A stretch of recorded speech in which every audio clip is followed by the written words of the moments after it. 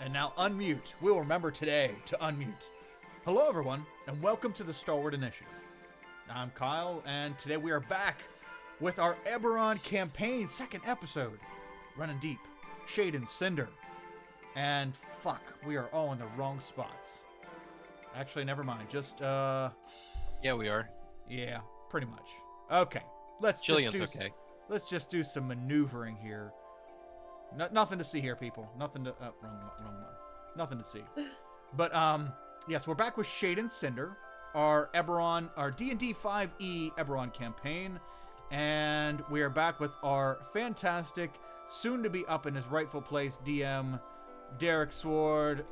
There you go. Okay, you're in your right spot.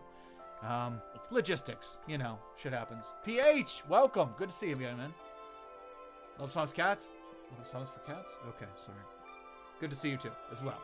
Oh, you got the same emotes. Cool. So we're back with Shade and Cinder, our second episode, and I finally got the second YouTube channel up and running. This is going to encompass all our Let's Plays from here on out, starting with Shade and Cinder is our first episode on the new YouTube channel. It's called Stalwart Archive, and I'll get links and shit for that eventually. But just know that if you search Stalwart Archive, you're gonna find these beautiful people there, and the only video on there as of yet. But we have our first episode of Shade and Cinder up on there, so you can catch up with the good shit that we did last week. And you know, T-Rexes in Sharn. Who would have thought that that we'd start out the gate with that? And I mean, I know Midge is excited, but let's go around and see how everybody else feels about our adventure so far. Music's a bit loud. Thanks, PH. I was kind of wondering if that was the case. I think that was going to be one of my questions. Let's just go way down there.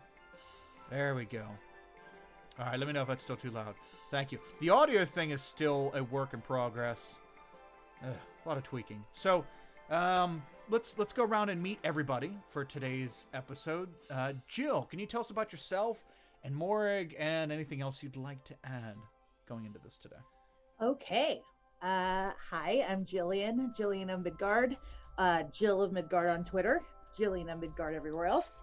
I'm playing Mourning, the elf orc hybrid, so half orc, half elf, something, warlock, who has a fun patron that is actually a coven of hags. Not that my fellow players know that really. So yeah, we're playing so far, charming monsters, and we'll see how we go today. I'm excited. Awesome. Yes, I am petrified of Mourning, and yes, I think everyone is.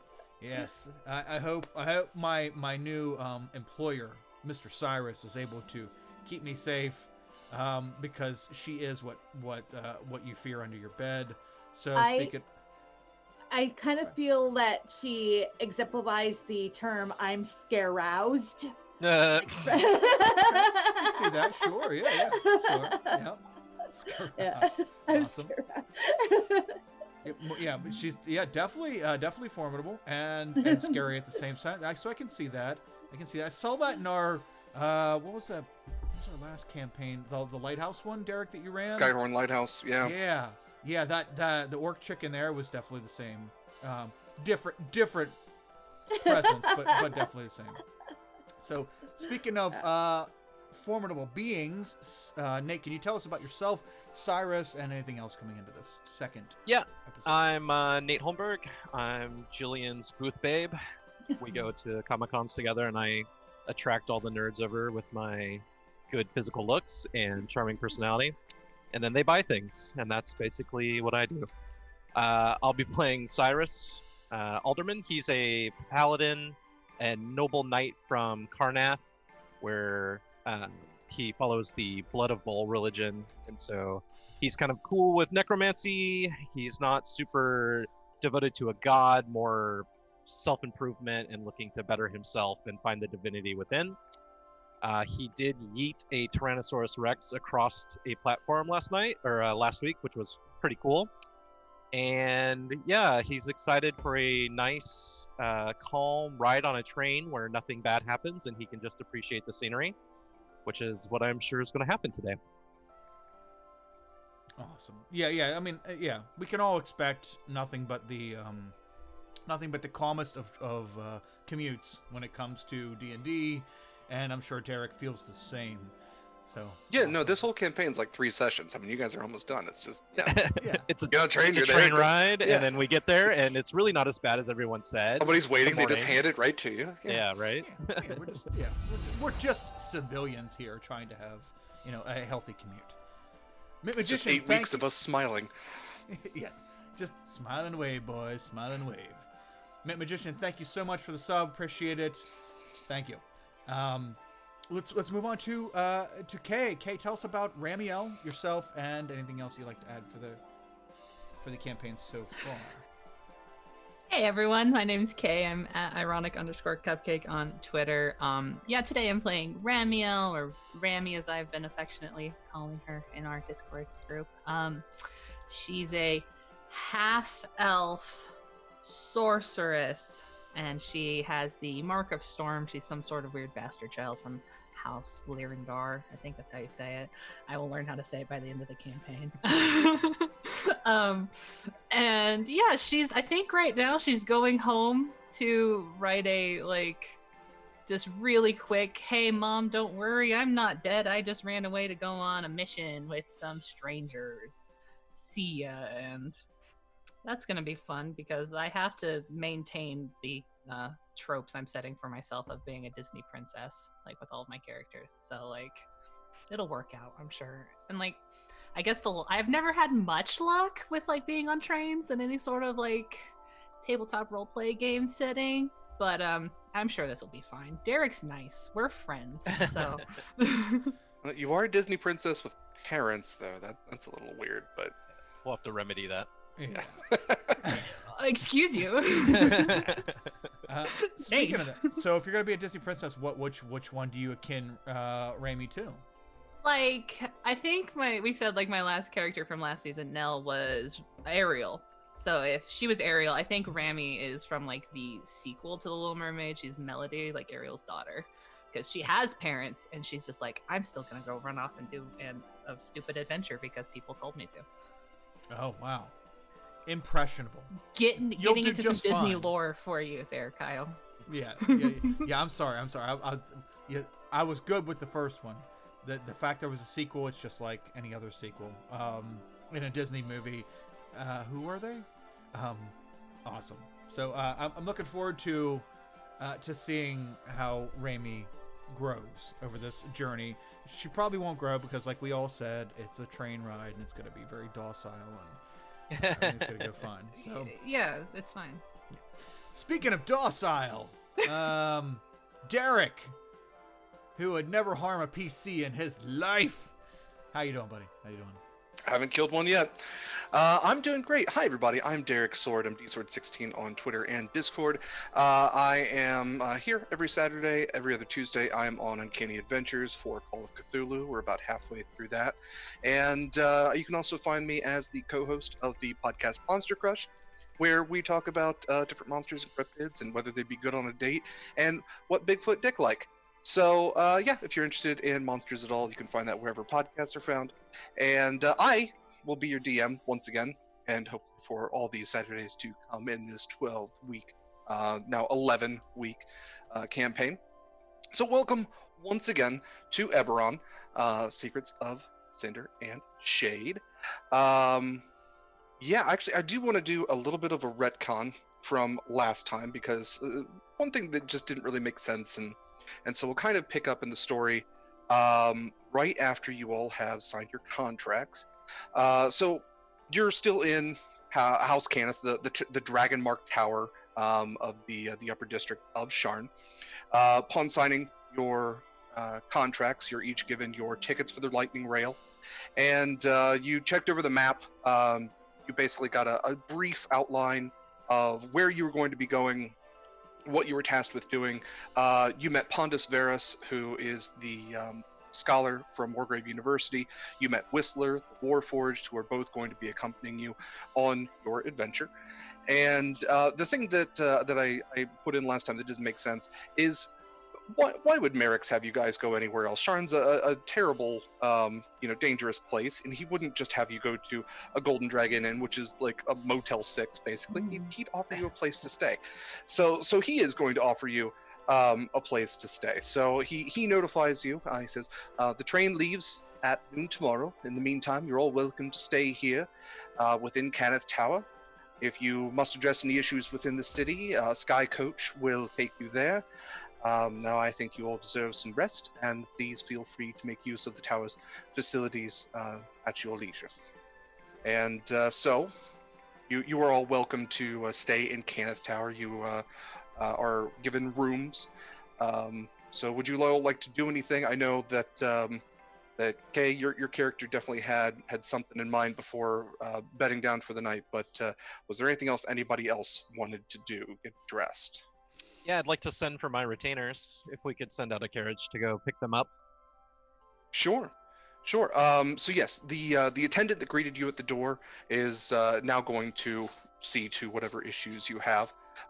So he says, certainly we shall send for them and provide boarding for them as well. And your armor seems to have bite marks in it. Could we perhaps fix that for you during the night? Yes, that would be wonderful. Perfect. Of course, any weapons or armor that need sharpened or repaired, we're happy to do so. Yeah, I got picked up like a rag doll in a dog's mouth and just shook back and forth by that Tyrannosaurus. So my armor's probably a little bit dinted up. Indeed, such things are wont to happen in the lower streets of Sharn. Yes, is there anything else anyone needs done? Nope. I'm gonna sit and tinker with my with Ahab, my homunculus airship, little tiny homunculus airship. I want to change the face on it, which is like what is it called? The thing that juts out from the front, like it's usually like a mermaid or something on the front of the ship. Figurehead. The masthead. The figurehead. Either of those, yeah. Yeah, so I'd like to change the figurehead to a scarier face than it already is. It's kind of a comical face right now. But Not a Thomas the Tank Engine face anymore. Yeah, make it an Oni mask. Yeah, no Thomas the Tank Engine. I was thinking of putting Morrig's face, like Mourning as the figure as the figure on there. That way, people were more feared by Ahab's tiny floating presence than before.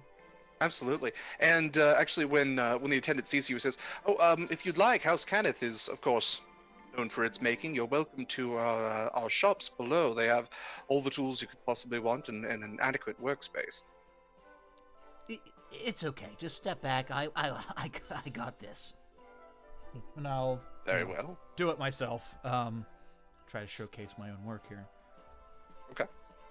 Morag is just kind of despondent and looks really upset with herself.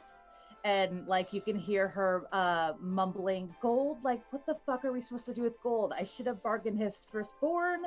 I should have." Like, there's all these things. Like she's really upset that she just took gold in a contract. It's so Bless dumb. her heart. It's so dumb. So she's just kind of mumbling and just sitting. And did Rami want to address her for once? She's she'll just like hang out for a little bit, just like, everyone else is running off to do things. Okay, I'll go home and like pack my stuff, I guess. Okay. She's not gonna hang out too long at the tower though, because she's like, that's gonna be suspicious, so I need to go home, write my note, pack my stuff, and try to get back at some point. Yeah, whenever you're ready to leave, there's a sky coach, which is parked along one of the walkways outside, which they're like airships, but they're more like canoes, or even like they're kind of like the riverboats you see in like Venice. Yeah. Okay. Yeah, so they have like, a pilot who's behind. I'm sorry if you hear a lot of thumping. My dog likes to run up and down the stairs just to Your dog's see a that I'm blessing, alive. Derek. It's okay. He's a joy. I love him, but he is an audio nightmare. So yes, there's a sky coach waiting for you, much like a gondolier, and yeah, he'll take you. And I imagine maybe he'll stop just a block from your house. She's like, stop here, please. That's okay. Yes, your mom's not like, you're taking sky coaches? You know how expensive those are? Yeah, exactly. Yeah, she's just like probably gonna stay like until like her household is asleep, and then like, pack her stuff, and then we'll like leave in the dead of the night type of thing and try to get back there. And just like, like I said, just like a little note, just really quick, and like leave her copy of the contract just like with it, just in case. Okay. And then I'm imagining this guy's been paid for the night, so your sky coach is still waiting. He's a little hesitant because the streets of Sharn aren't great at night, but yeah, he's okay. But yeah, when you are ready to get back to House Cannith, he takes you there, and Everbright lanterns are well lit throughout. And actually, you get a pretty nice view. All of you really do. When you go to your rooms, you notice that the roof is all skylight. It's all glass, and it looks up to the stars, and it also looks up to the it's not called the Cloud District. It has a name, but the upper crust of Sharn, which actually does exist in a cloud type structure with buildings built of clouds themselves. So the twinkling Everbright lanterns, even of those, kind of mixed with the stars. It's a very pretty evening as the storm of earlier in the day has now passed. Let's see, it's the Skyway. That's what it's called.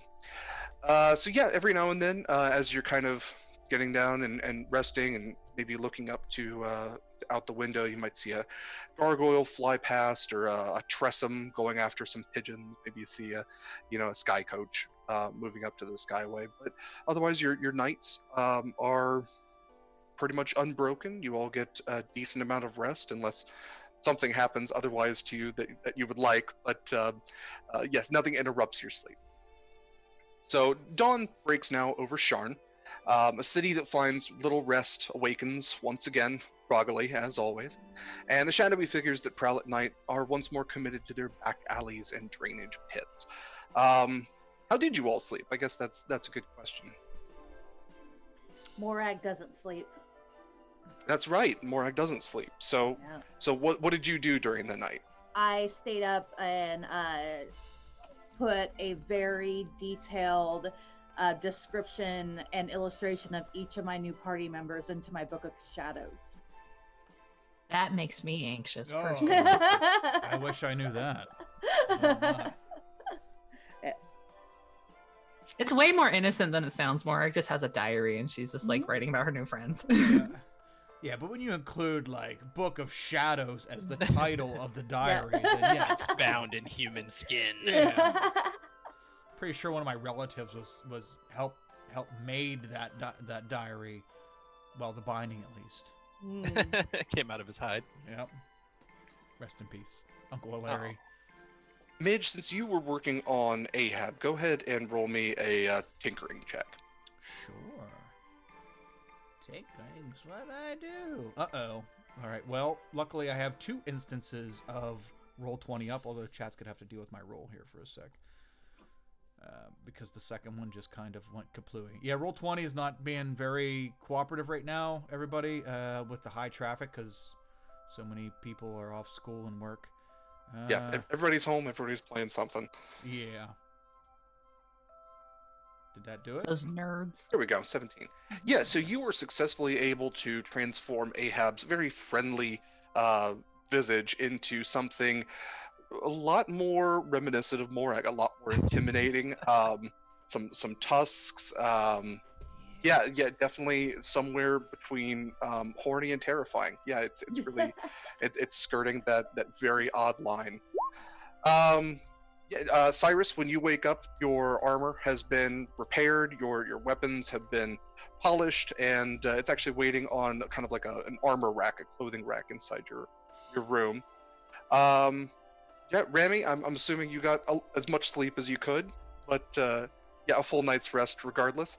And if you haven't all awakened by this time, there's a gentle rapping on your door, and another finely dressed attendant, one that helped you the night before, helps you all with your morning routine, whatever that may be, helping you get your bones into your belt satchel thing, or helping you don your armor. My squire would probably help with that, and my Sure. valet. This is actually probably a good time to address your companion. So you have 3, right? Yeah. Okay. Why don't you go ahead and describe them? So first, we've got a 15-year-old human male named Glenn Frosch. He's from another noble house closely allied with Cyrus's. He's squiring under Cyrus, and Cyrus would be in real big trouble if something bad happened to Glenn. So just so the DM can make a note of that, not to do anything mean to Glenn. He also has a 17-year-old half-elf female minstrel named Jaina Lerche. She's aspiring to be a bard, and so this is kind of like her, kind of doing an apprentice tour. Like she's gonna chronicle Cyrus's quest, and then hopefully that'll get her a scholarship to get her into a bard college. I'm sorry, what was her name? Jaina Lerche. It's in the pinned notes in Discord. That's right, yeah. And then finally, we've got a 250-year-old dwarf valet named Tordek Steinbark. He's kind of gruff and quiet, but very wise. He served the family for a very long time. He takes care of packing Cyrus's things and preparing meals and that kind of stuff. Okay.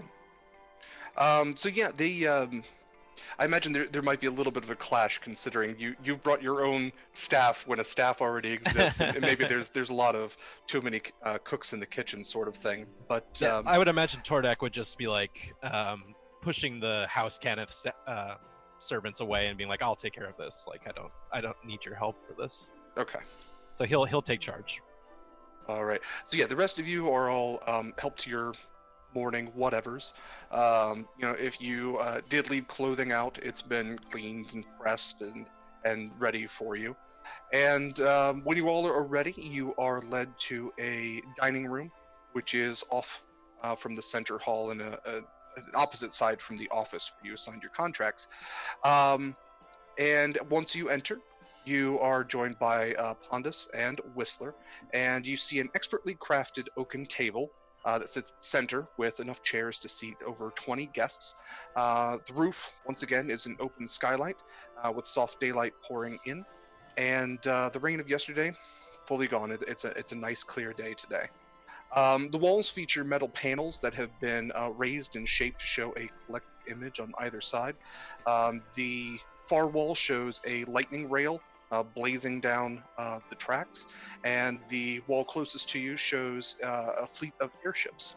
And there at the table, places have been set for all of you, and at the head of the table seats Merrick's. Behind him is another raised metallic art piece, which depicts the dragon mark of House Cannith kind of in massive relief behind him. And at his right, his bodyguard, Vaka, who you might remember is the large shifter, is seated. And he motions for you all to sit. says when he sees you, he says, "Welcome all, please come in, sit, eat. We'll have some breakfast served to us quite soon." And he's once again dressed in robe-like garments. He has a collared vest with a button shirt, a very thin tie. He still wears his glasses and the same kind of circlet that almost forms like almost like a laurel that almost forms like horns. And actually, a detail I forgot to mention last time was he also is wearing 8 identical golden rings on all of his fingers, his thumbs. If anyone would like to identify what those are, you can. Otherwise, we can move on to breakfast. Oh, I will definitely try. So what you said, Merrick's servant is a shifter? I didn't have that in my notes from last week. His bodyguard is a bear-like shifter. Did he give us a name? Vodka. I like good vodka. Vodka is very large and very ursine. So shifter bodyguard. Mm-hmm. Okay. And what would you like us to make for the? Would you like us whatchamacallit, a investigation check, or what would you like for the rings? It would be history. History? Okay. Well, I think. Do I get? Fuck, I get something on this. Hold on. Okay, so Artificer's Lore. Whenever you make an intelligence check or history check related to magic items, alchemical objects, or technological devices, you can add your proficiency bonus. Am I allowed to do that? Or your so this is just jewelry that is kind of assigned to a group. Okay. So yeah. Okay. Then it'd be like that minus. Wow. 3. Minus 3. Still great. Yeah, you would recognize these as the symbol of the Arum, which is it's a group of like the wealthiest and most influential of all of Khorvaire, which once again is the continent that you all are on. We'll kind of there's a lot of words and a lot of stuff that goes into proper this. nouns. I'll be sure terminology that I'll be sure to reinforce throughout. So yeah, you would know that there are, especially with a role like that, there are several levels to the Arum, and that they focus a lot on philanthropy and also on kind of like collecting archaeological items and restoring pieces of history. It's basically it's a club for really rich guys to hang out with other really rich guys and just share their ideas. And being part of gold means that he is one step below the platinum level, which is the highest level that is known amongst citizens. Because there's copper, silver, gold, and platinum. So he's up there in the society. It's not necessarily a secret society, but it's definitely it's one whose membership is restricted. Oh, okay. Mr. Cyrus, he's look just looking this guy over. He's definitely rich as shit. But he may be okay, because I hear their rich as shit group does philanthropy, so that's good. It is the duty of all noble and wealthy houses to support the less fortunate. Now, Kenneth is the one who is the house that made the Warforged and stuff, right? Mm-hmm. They made the Warforged. Basically, they made everything. They made the Warforged, lightning rails, airships. They don't control any of that anymore, but they were the ones that invented them in the first place. Good engineers, bad at customer service. Ah, I feel bad more probably at like business and politics. Like they're great at making stuff, and then they're just like, oh, you want to run this? That's fine, house, whatever. You can run this thing that we invented. We don't want to get money from it. Yeah, they're the Joseph Salk of houses. They're like, oh, we invented penicillin. We're not going to make any money from it. Then somebody else does. That's how it goes. Yeah. So you are once seated, are served a fine breakfast of hard-boiled eggs, fried tomatoes, some assorted sausages, and some bowls of fresh fruit are placed before you. So it's a very full breakfast. And as you're sitting there, Merrick's once again addresses all of you. He says, I want you to know that you all do go with my hopes and best wishes. I just want to reinforce that. I know that what I'm asking again is a lot. I just want you to know that I appreciate it. Well, we'll see what we find when we get there, and hopefully it clears your house of wrongdoing rather than implicates. Well, of course, that's the secondary goal. If you happen to find what caused the mourning, absolutely. But certainly, your main task is to find something to salvage my house, some idea or lost invention. That's the main goal. And if we find something that says your house is an asshole, you're not gonna have us killed, are you? Oh no. If my house, well, to be fair, I already know that my house is, as you put it, an asshole. All houses have been. I like to think that the individual must stand apart from the group, but I bear my family's name with pride regardless. Okay. You have to realize I'm well aware that my family invented horrible machines of war. The Warforged, of course, no offense, Whistler, slaughtered millions in battle. Our airships were weaponized. Our lightning rails were used to carry munitions. My family's hands are far from clean. I make no pretending otherwise. Okay. Just making sure we're not gonna get stabbed in the neck when we find out the answer and you don't like it. Just saying. If you're stabbed in the neck, the knife won't come from my doing. I'm gonna look over at Mourning. That's Okay. reassuring.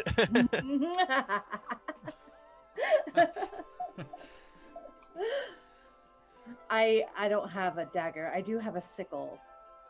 So I slice rather than stab. It hurts already. Hurts just thinking about it. Okay. So as your dishes are removed, the servers place small boxes in front of each of you. And Merrick says, a small advance for all of you. And as you open the box, you see that within is 150 gold pieces, which you can add to your current amount, whatever that may be. You said And 150? 150. And it says that, along with the glamour weave that you were presented with last night, and my insignia, which was the brooch attached to that glamour weave, the Gorgon head, should be a good start for you all. Additionally, I will be sending you with some goods, some supplies, gold, that sort of thing for New Sire. They're addressed independently, so you won't need to particularly worry about carrying them from place to place, but if you do arrive with them, it will open some doors for you with the young Prince Orgrev. And who's he the prince of? He's the Prince of New Sire. That's right. Yes, he was well, I guess the next in line as far as things go to the crown of all of Khorvaire before the Great War. And it was his mother who died in the mourning, of course, and left him to rule over the remnants of his people. As Queen Danelle Irwinon. So, yes, she was the one that passed and left him the ever heavy crown, and he's doing what he can for his people, but trying to create a new kingdom in a refugee camp can be difficult. It's commendable to see what he's doing with his people, but I do feel like Sire kind of brought the mourning on themselves with some sort of experiment or magical mayhem that they unleashed on themselves. Certainly, but can you blame the entire populace for the actions of a few? Should the innocent be blamed for what those with the power actually do? No, and we should do what we can to help them, for sure. Indeed. Well, if you're all ready, we have a sky coach waiting to take us to Terminus Station.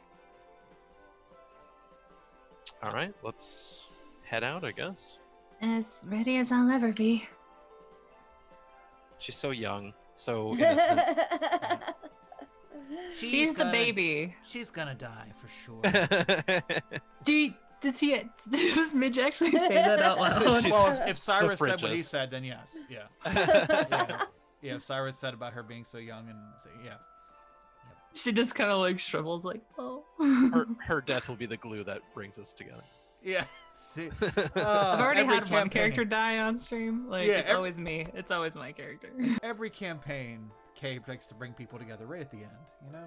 Yeah. You didn't die. You're just somewhere else for a while. Awesome. I'm good. Does anybody need anything else? Midge, we should probably apply some salve to my area before we go. Look, I've been asking you about 8 times now to please not to refer to it like that. But yes, sir, you're the boss. I will apply salve to your area. Humiliating. We'll have to do that privately. Of course we will, sir. I sure hope you do it privately. All right. But I know what you're talking about. Oh, yes. Okay. Sorry. So Merrick's and Vaca both accompany you to the Sky Coach, which once again is a hovering vehicle shaped much like a small longship or large canoe, like gondola. And it has a House Lyrandar pilot standing at the helm. 2 House Cannith attendants load the cargo, which you assume is what is bound for New Sire. And the Sky Coach departs. And it sails effortlessly down through the interconnecting bridges and pathways of Sharn. It's a much more stable ride than the pterosaur bombardiering that you did to get to the towers in the first place. So down from the upper city, down into Tavik's Landing on the eastern side, which is, once again, where Cyrus and Midge came in the first place. So you notice as you fly along, there are several bridges out, which, once again, Cyrus and Midge has established during their traversing of Sharn to begin with. During your ride, you also notice now in the clear weather, the sheer amount of light and life that is in this city. I mean, it's the most populated city in all of Khorvaire. There's beings everywhere, all moving about, all doing something. And even with the movement, the sound is cacophonous, and the smell of 500,000 lives all commingling together can be interesting, to say the least. But yeah, you're able to move with somewhat ease, and as you're moving along, the Sky Coaches don't move incredibly fast. So you're actually able to notice that several of the walls are marked with graffiti. A lot of it actually catches your eye by either the size of it or how difficult it would be to get to that part of a tower where there is no walkway. So some of the graffiti that you see is unintelligible. It's in a language you might not know, or it's a coded tag where somebody's mixed in symbols along with their name and goblinish and all these other things. But some of it is very clear, and it's sending a message. You see in several places the words slay and scrap, which are kind of written in very harsh lettering. You also see that depicted nearby it are the words "No monsters, no warforged." Another piece is the silhouette of 3 female figures with claws extended outward, and written around them is the word "daughters," which I think Mourning might be able to identify is probably from somebody from Drome. Trying to advertise the daughters of Sorakel. You also see a large green claw with the words "The Emerald Claw reaches for you," which slightly addressed last time, and I think Cyrus might be able to identify, is definitely some art, probably in support, maybe trying to scare people about the extremist Emerald Claw necromancy group. A bunch of jerks. One of the most ornate and arguably beautiful pieces that you see is of a warforged. The art piece is massive, which is what catches all of your attention first. It's massive, it's colorful, it's covering the size of a rather large tower, The Warforged depicted with its arms stretched outward and its head raised up. There are several blades that are extending from its back, from its arms and its legs, and a light is almost depicted around its head and its body in almost like a saintly, artistic sort of way. And there's a scroll at its feet which reads Lord of Blades, and then arching over its head is the word Messiah, but that's been kind of scratched out with paint, and instead they've written Murderer, whoever decided to screw with this art. So the ride ends. That's basically all that you see along the way. And after a short while, you park at a docking station near Terminus Station, which now glistens before you. So Terminus Station is a marvelous and massive structure. It's placed at the intersection of a T pathway in Sharn, and the station is has a wide open archway with a statue of an anatomically correct unicorn rearing over the entrance. What do you mean by anatomically correct? It is a rearing unicorn that you can see all the bits of, and that's a shout out for my Cincinnati friends. Yeah, sorry. There's a mall near Cincinnati, which it's like an antiques kind of flea mall that has advertised a giant anatomically correct horse, and it's like right on the highway. You can't miss it. Come to Cincinnati. All right. The station has ever-bright lanterns, which are kind of placed in white and gold metallic casings, and even though it's daylight, they thoroughly light even the inside. So yeah, you move into the station. The noise and movement once again is near overwhelming, especially in this more confined space. The station is larger from what it even seemed from the outside. The roof is a half-barrel dome with opaque glass that lets daylight sneak through, and everywhere there are the ever-bright lanterns to thoroughly light your way. The station's very clean. It's very welcoming. The walls are polished. You see silver unicorn motifs everywhere. The corners have like a filigree to the corners of the walls. And then you see the lightning rails, which are magnificent in their own right. They're machines of innovation and magic, and you actually see Merrick smile just a little bit when he notices them. There are at least 4 trains currently in the station between all of the tracks, and there seems to be like a warm kind of ozone-like scent, which comes off them as they wait. At the far end of the tracks, you actually even see the famed silver unicorn, which is you would know, the prized mode of transportation for the head of House Orion, Baron Quanti D. Orion. And it's actually, it stands out from all the others because it has a silver unicorn head kind of built into the armoring on the front with a 6-foot unicorn horn extending forward. Like Thomas the Tank Engine style? Less Thomas the Tank Engine. If you've ever seen, and it's a bad movie, so I don't blame you, but a League of Extraordinary Gentlemen, the way like Nemo's ship has like all that kind of filigree and stuff like built into the structure of it, it's much like that. It's form and function that are both melded together. So the unicorn head is almost like flat. It's almost like a plating on it, but you can see the full shape of the horse's head, and then the horn, almost narwhal-like, extending forward. Bad movie. It was a bad movie. Sean Connery's last movie. It was was his garbage. Last? It was his last one. Yeah, he turned down Gandalf in Lord of the Rings, but that's not this story. It's a tale for another day. Yeah. It's still before noon now, but it's clear that the lightning rails have never rested, and beings have been moving in and out of the station without pause. You once again see representations of almost every humanoid species that Eberron offer. Most are either collecting baggage to push into the city or are waiting for their train to board. Some are purchasing tickets at the circular central ticket hub, and on the far wall is a series of massive analog clocks that show the local time as being 10 in the morning.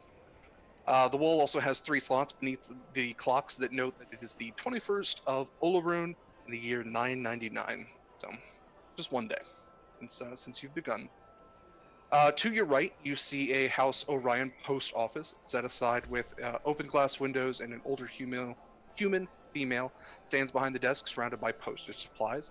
Much smaller opening is next to it with a window opening and the mark of House Civis, showing that it is a messaging station for those who can't wait for mail to be delivered and need instant communication. To your left, you see a newspaper stand with a dwarven man who is standing on a stack of newspapers, and he's loudly shouting to everyone, get your news here, something to read on the train, something to work your brain.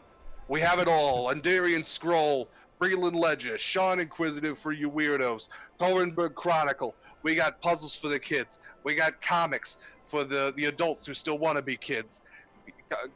We got candy for everybody. Come on by. And above you, you notice some movement. You look up, and above the central hub are a series of chalkboards that kind of encircle the hub. And there are a series of gargoyles who are erasing and rewriting the time notices for all the trains and arrival notices. All the trains seem to be running on time. There don't seem to be any issues. There's over a dozen trains on the board. You see at least one is headed to Korth and Karnath. 2 are traveling to Korenberg in Zolargo. One's even traveling the long way around the moorland to get to Gatherhold in the Talenta Plains, which is quite a long journey. Finally, see your train, named the Geralt 2, headed for New Sire. And departing time is 10:30. So you have half an hour to screw around if you want. I'd like to write a letter. Yeah, absolutely.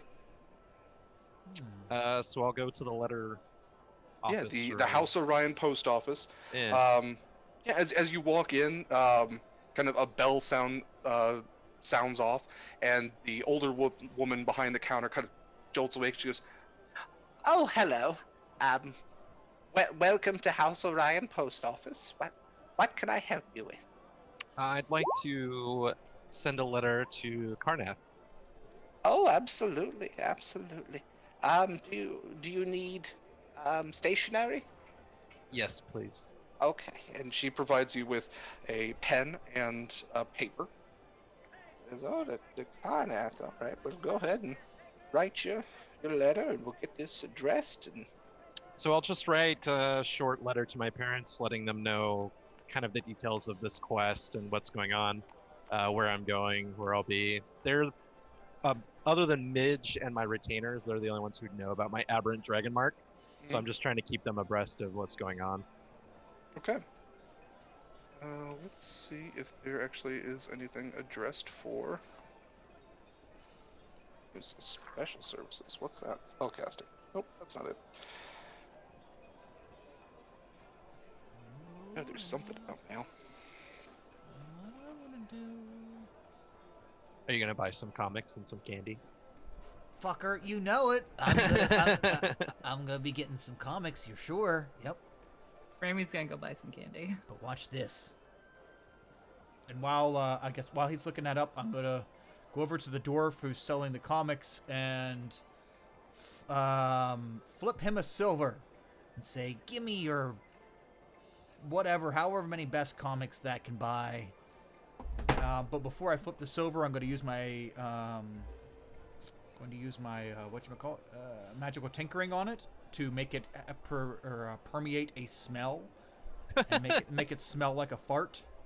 And I'm gonna flick him the coin, and yeah. Oh no, a fart coin! I'm sorry, it's just warm from being in my pocket. You kids and your fart coins, whatever. It still spends the same. All right, you can get 5 comics, and you see there's kind of a spinning comic book rack. There's a number of kind of hero adventure sorts of things. There's a couple of titles that are familiar. There's Tales of the Red Cloaks, which is kind of like a military adventure style comic, which talks about all the battles and kind of glorifies the Red Cloaks, who are like the Marines or the special forces of the last war. There's a romance comic called Sharn is for Lovers, and it's about a couple of half elves who come to Sharn, and will they or won't they? Maybe we'll never know. And then there's the Vigilant, which is about a bat type shifter that fights crime in Sharn by night. Wow, I'm definitely picking that one up. Yeah, there's a couple issues of different issues of that. There's also Tales from Karnath, which is a zombie horror, which is all about like young Breelish women who go to Karnath and get like sucked into graves by the Karnath zombies from below. That's unfair propaganda.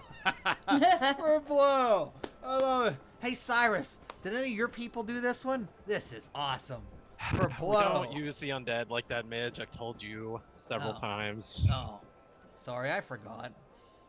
It's still fucking cool. Look at the picture. Wow. Sweet. No, I have no idea how much it costs for mail in Eberron because I can't seem to find it. So we'll say 5 gold. That probably for distance, that makes sense. So yeah, the older one said, "All right, everything all included. I'll include the stationery with it, but a House Orion stamp, and you're good to go." Thank you, ma'am. Oh, thank you. House Orion thanks you for your business. And yeah, you watch as she puts a raised kind of silver unicorn stamp on it and seals the back with a wax seal and tosses it into a pile of letters to be sent out. And you know that with mail systems, you can probably expect it to be delivered within a week. I'd like to buy a Karnath newspaper too, if the dwarf's come. Sure. Yeah, he has. What was it?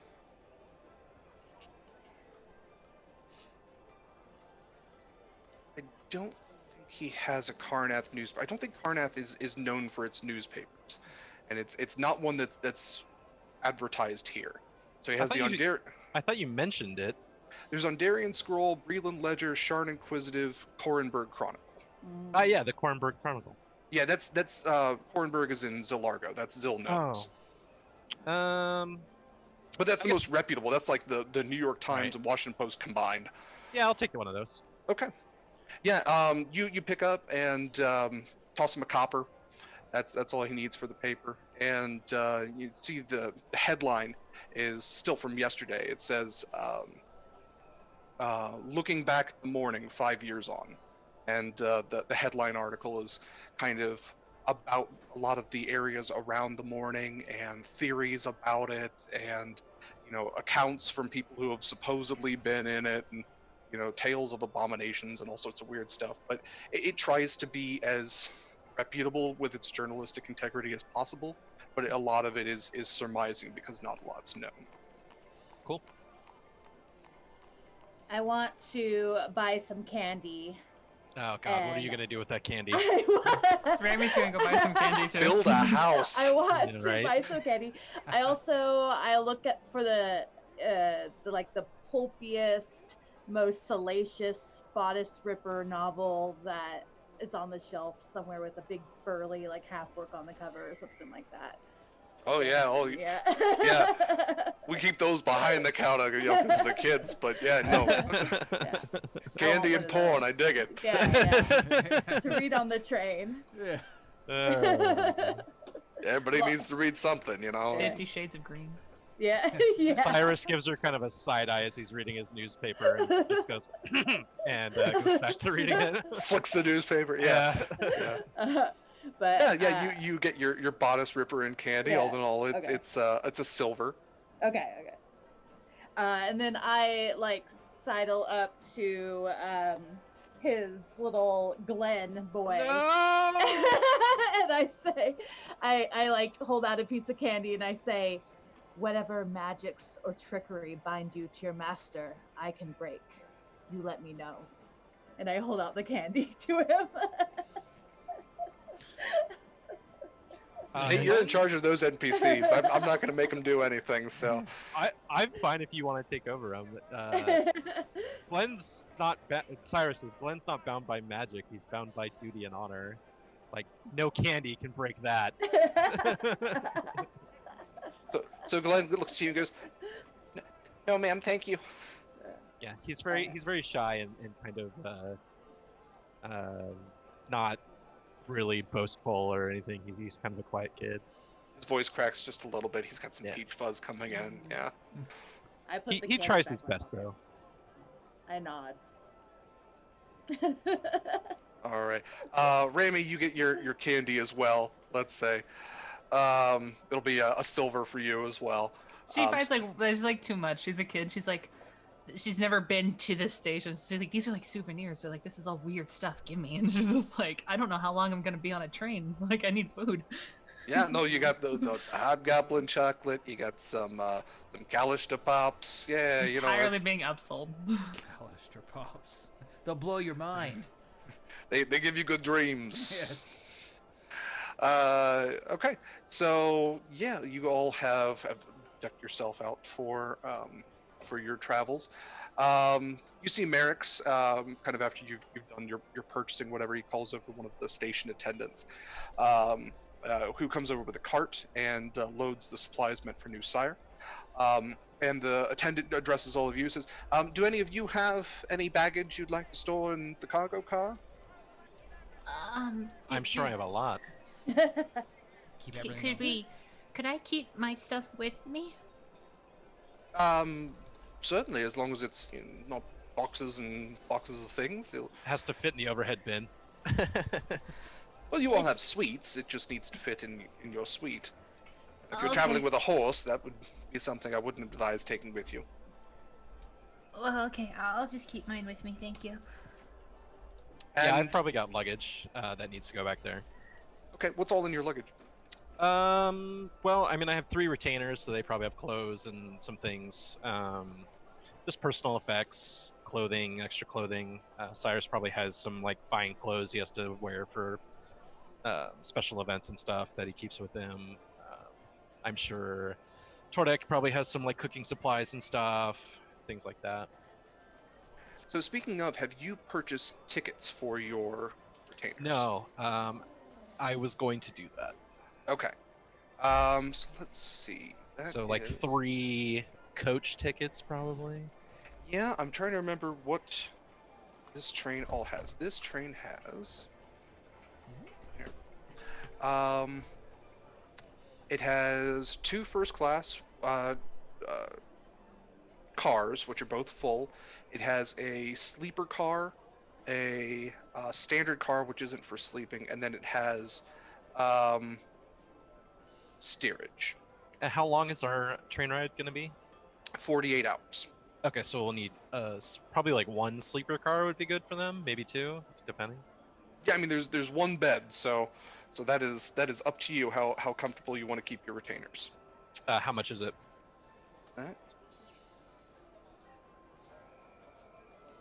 Let's see. So a lightning rail is 5 silver pieces per mile, and what was the mileage on it? I wrote it down. 1,000 miles. That's right. Wow. So like 500 gold? Yeah, it is. You're traveling quite a bit, and trust me, I used a measuring tape on the map. I figured out time zones in Eberron. I did a lot of work. So yeah, 1,000, and it was 5 silver pieces. So 5,000 silver pieces translates to 500 gold. Yeah, I think so. I do not have that much on me, I don't believe. So I guess they're gonna have to go overland in like a carriage or something. Okay. Let's see. A mage bread coach is 3 silver pieces per mile. I don't have that much money either. I guess they're staying in Sharn. I will give you 100 gold. You're not giving me 100 gold to do whatever you want to my poor little squire. I do not deserve this gold. I am a poor negotiator, and you can have it. I don't know if I could use it. You could ask Merrick's if you want. Yeah, could Merrick's sponsor them on the train as well, since he did us? Yeah, he looks to you and says, well, I didn't necessarily hire them or contract them. Are these necessary to your success? Probably not necessary to my success. Would you mind having them stay at your tower while we're away? Are they willing to work while they stay? Absolutely.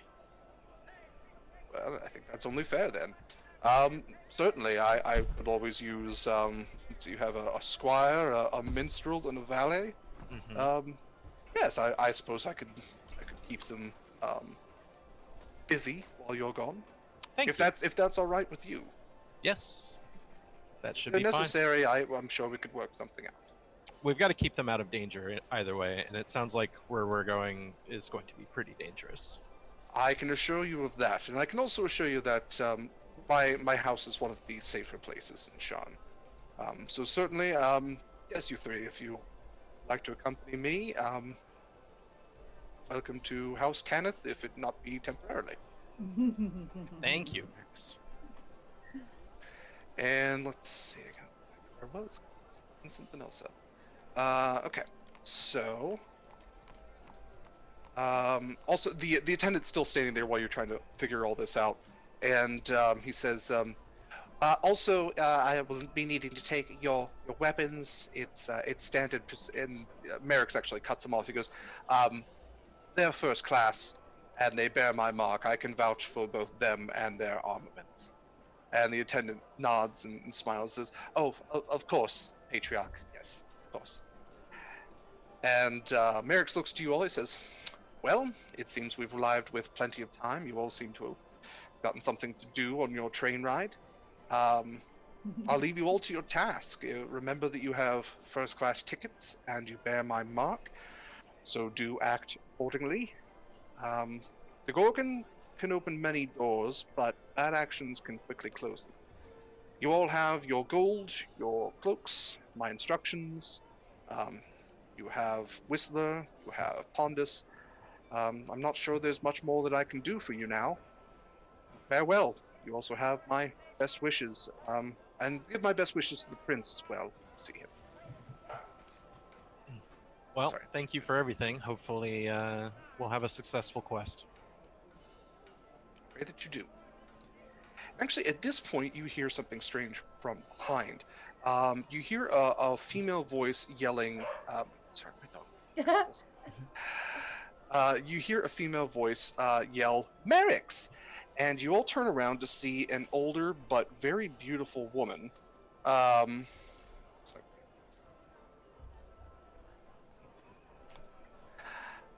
Merrick's actually has a look of disbelief, and he says, "Jolana?"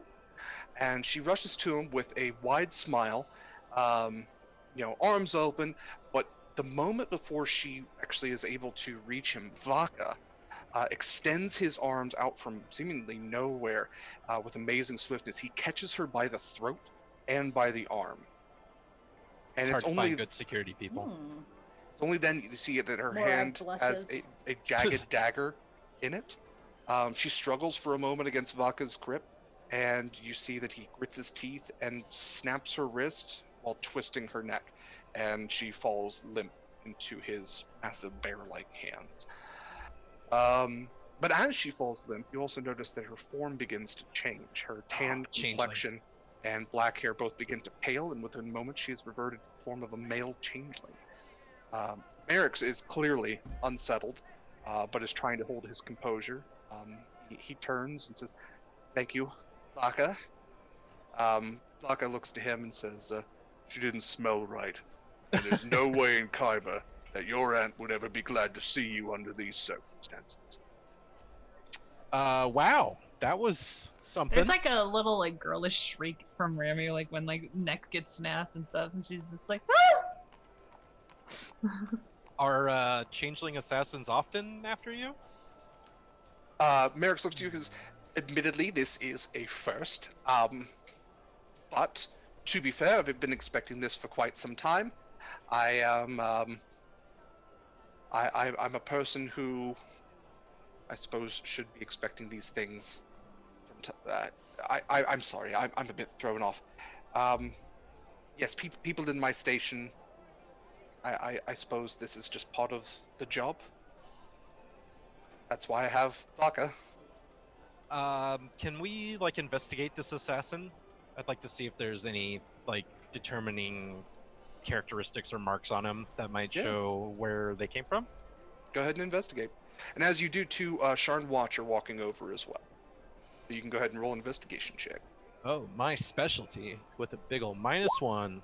Actually, that's not too bad. It's not bad at all. So yeah, you see that this is very clearly a male changeling. Not a lot of identifying marks from the clothing, because I think changelings are able to kind of alter their clothing as well. This is not a trained assassin. This is even the knife itself is cheaply made, and judging by the clothing, this was probably somebody who was down on his luck and was looking for some extra cash and thought this might just be an easy get. But yeah, you as a trained knight, as a warrior, you're at least familiar with the trained assassins of the world. With I'm trying to remember what there's House Durranian Philandrel. Yeah. Thorani is the main one known for assassination, and most of them are elves. They train the shadows. They're very, very skilled. Not this person. This person probably had no affiliation with any major group, and you can even search the pockets. There's a couple of coppers in there. I'm not looking for the money, just if there's any anything written down, any orders, anything like that. You do find a letter. It's scrawled out. It says who Merrick's is, how to identify him. It doesn't say where they would find them, so there probably had to be a little bit of research done. But not much more than that. It's not signed by anyone. I'll hand that over to the shifter guy. And he'll take it and give it a sniff, and he'll turn to Merrick's and go, this actually smells like Jolona. Uh-oh. And Merrick's looks to him and says, well, I guess that she really wants to be head Gorgon. Oh well. And he'll turn to the rest of you. He goes, don't worry about this. It's my Aunt Jolana. She's one of the other two who are vying for control of House Cannith. She's had her issues in the past with different lovers, and I suspect this might be connected to those. Likely she's only coming for me. I wouldn't concern myself if I were you. And he points to the Sharn Watch. We have our own investigation to do here, don't we, gentlemen? The Sharn Watch have come over with a very what's going on here then? And Merrick looks to them. He goes, you see, this half-hearted assassination attempt was definitely foiled by my bodyguard here, Vaka. He's just doing your job for you. And the Watch both look very sheepish at this point. And one of them goes, of course, sir, it's always nice to have the help of upstanding citizens. And says, Vaka, let the Watch deal with this mess. And Vaka just kind of tosses the dead changeling at their feet. And he says, perhaps you gentlemen could find out who did this and why they wanted my life. And the Watchers kind of nod, and Merrick tosses 10 gold at them, and they collect it and start to drag the body off. He turns to the rest of you and he says, I suppose you all should be leaving for Shan then. The city has never been safe, and I suspect darker days is coming. Regardless, I will take my leave now, along with your retainers, Cyrus. Thank you again for their service. Good luck. I expect them back in the condition I gave them to you. If not better, I assure you. All right, I guess we got a train to hijack. I mean, board. So my Zoom crashed several times during that whole encounter. Yeah, you didn't miss much. But I picked up from context clues that somebody tried to attack our boss. Yeah, there was a changeling who tried to attack Merrick's.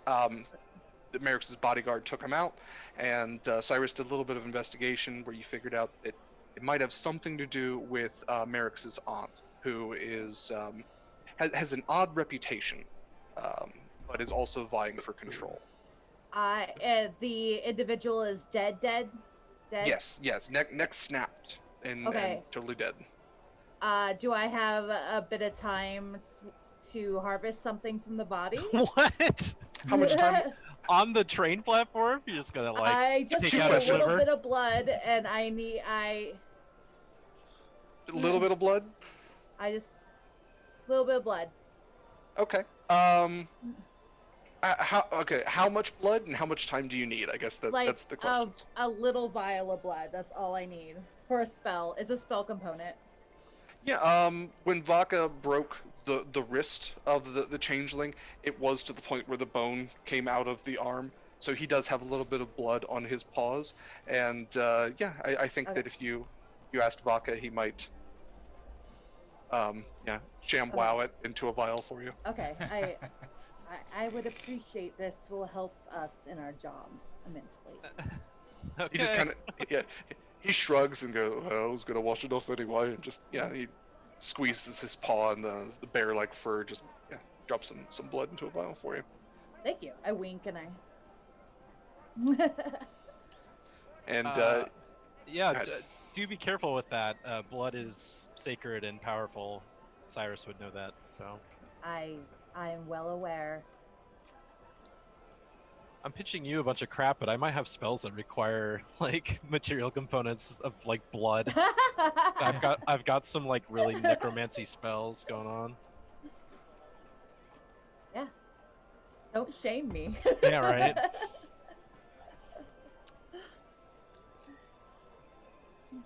So, all right. So, is there anything else you all would like to do before the train departs? I'm good. I don't know. Maybe like do a little looky-loo at the unicorn one. Yeah. So you can't get super close to it. It's like several tracks away. But yeah, if you'd like to do a perception check, you can check it out. So good. Yeah, you can't see much more than what was initially described. Like I said, it has a lot of additions to it. There's, especially when you can compare it to the other trains. The other trains are nice. This one has like skylight windows. Almost, one of the cars almost looks to be like a story and a half, with an addition to the top of it. Yeah, it's just better in every way that it could be while still being operable. And actually, while you're looking, a figure walks up next to you, and you see that it's Pondus, who's once again the scholar from Moorgrave University. Says, I know we haven't met before, formally at least. I'm Pondus Veros. This may be an odd request, but I was wondering if you and I might bunk together in the first class suites. All of the suites have 2 beds in them, so we're all going to have to split up 2 and 2. I just don't want to be with the Warforged. I'm really tired of smelling wet metal. Well, typically I bunk with Midge, but I don't know. Maybe he would like to bunk up with the Warforged. He does like to tinker. Yes, that's a good thought. Yes, would you be all right with that? Sure. I think I'll have a talk with him, and I'll make sure that it gets arranged. Perfect. I really appreciate that. I've spent too much time with the damn contraption, and I'm a little irritated with it now. But yes, that'd be great. All right. I'll have to have a little talk with Midge about why it's best that he hang out with a quiet, boring, mean Warforged. Yes, that'd be great. I'm just over here reading my comics, my Eberron comic, just checking it out. I'll say, Midge, we're on a new team here with some new people. I think it would be best if we got to know them a little bit better, maybe did a little team building. As such, I believe you are best suited at making Whistler feel more welcome to the team. Would you mind bunking with him and seeing if you can figure out his deal? And then in like a low whisper, I say, he's one of the Red Cloaks. I don't know if we can trust him. He might harbor bad feelings towards Karnath. Is this a subtle way of saying that you don't need me anymore? Is this? Oh no, you'll still be rubbing your special salve on my light burning sensation spot. But... Is that all I am to you? Oh. It's your tiny hands. They work miracles. All right. Well, I mean, I can't dispute that fact. But are you sure we want to like that big fucker? He can just straight up kill me, right, in my sleep. I don't think he will. But we don't know, right? So we need to tempt him to see if he tries to do that, and then we'll know if we can trust him going forward. Okay. My forehead's back to DMing. Yeah. Yes. Well, great forehead. Yeah, I understand the tempting part, but you're basically saying, look, I'm not stupid. You're basically saying I'm bait. You're gonna put me as bait to try to probe this guy for info. That's what you're doing? I don't think anything's gonna happen, but if it were going to happen, this would be the best way to find out. Can I do an insight check on Mr. Cyrus, as I'm trying to figure out whether he sees me as completely disposable, or if he's actually has a plan. I really don't know. I mean, I know metagame, but Midge really doesn't know whether he's just fucking with him, and just like, yeah, sure, I found a new smart guy. I don't need you anymore. That's what it is. You're being replaced. Yeah, that's kind of what he's feeling right now. He's kind of little nervous about his position here. Now should I roll a persuasion check to go with it? Whenever it comes to player versus player rolls, as long as you both want to, then yeah, you can roll for it. I don't really like the one-sided, oh, I'm trying to harbor this secret, well, I want to find out sort of thing. But yeah, if you both are down for the roll, by all means. Yeah, Cyrus, if persuasion, deception, whichever one is better for you. And then, yeah, Kyle, if you want to do...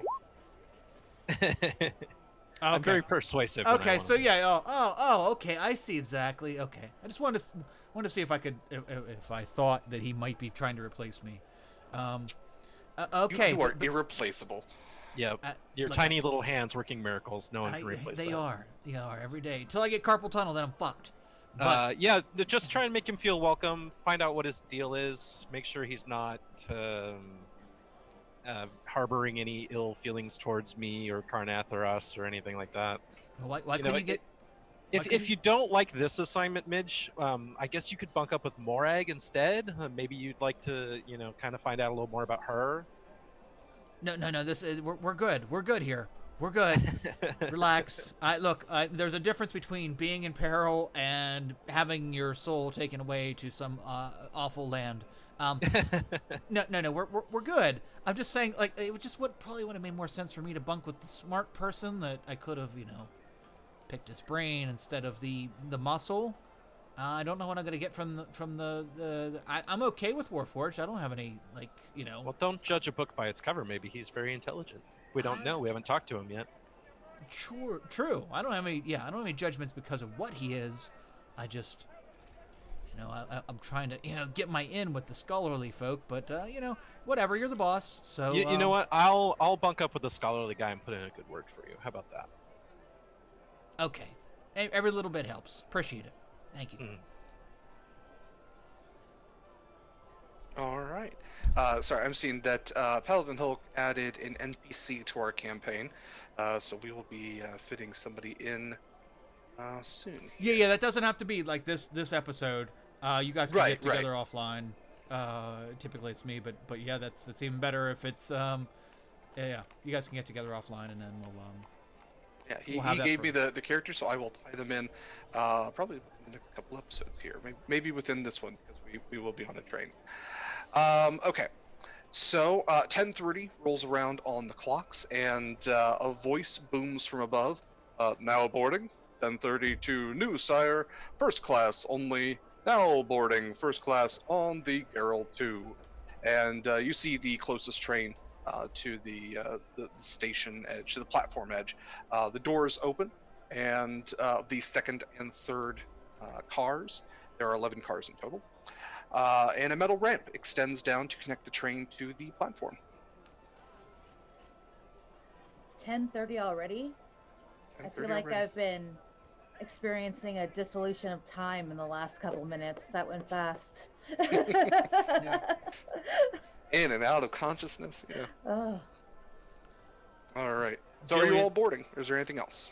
Yeah, Jillian, you have Love Songs for Cats gave you an advantage for all your for all the troubles you've been going through today.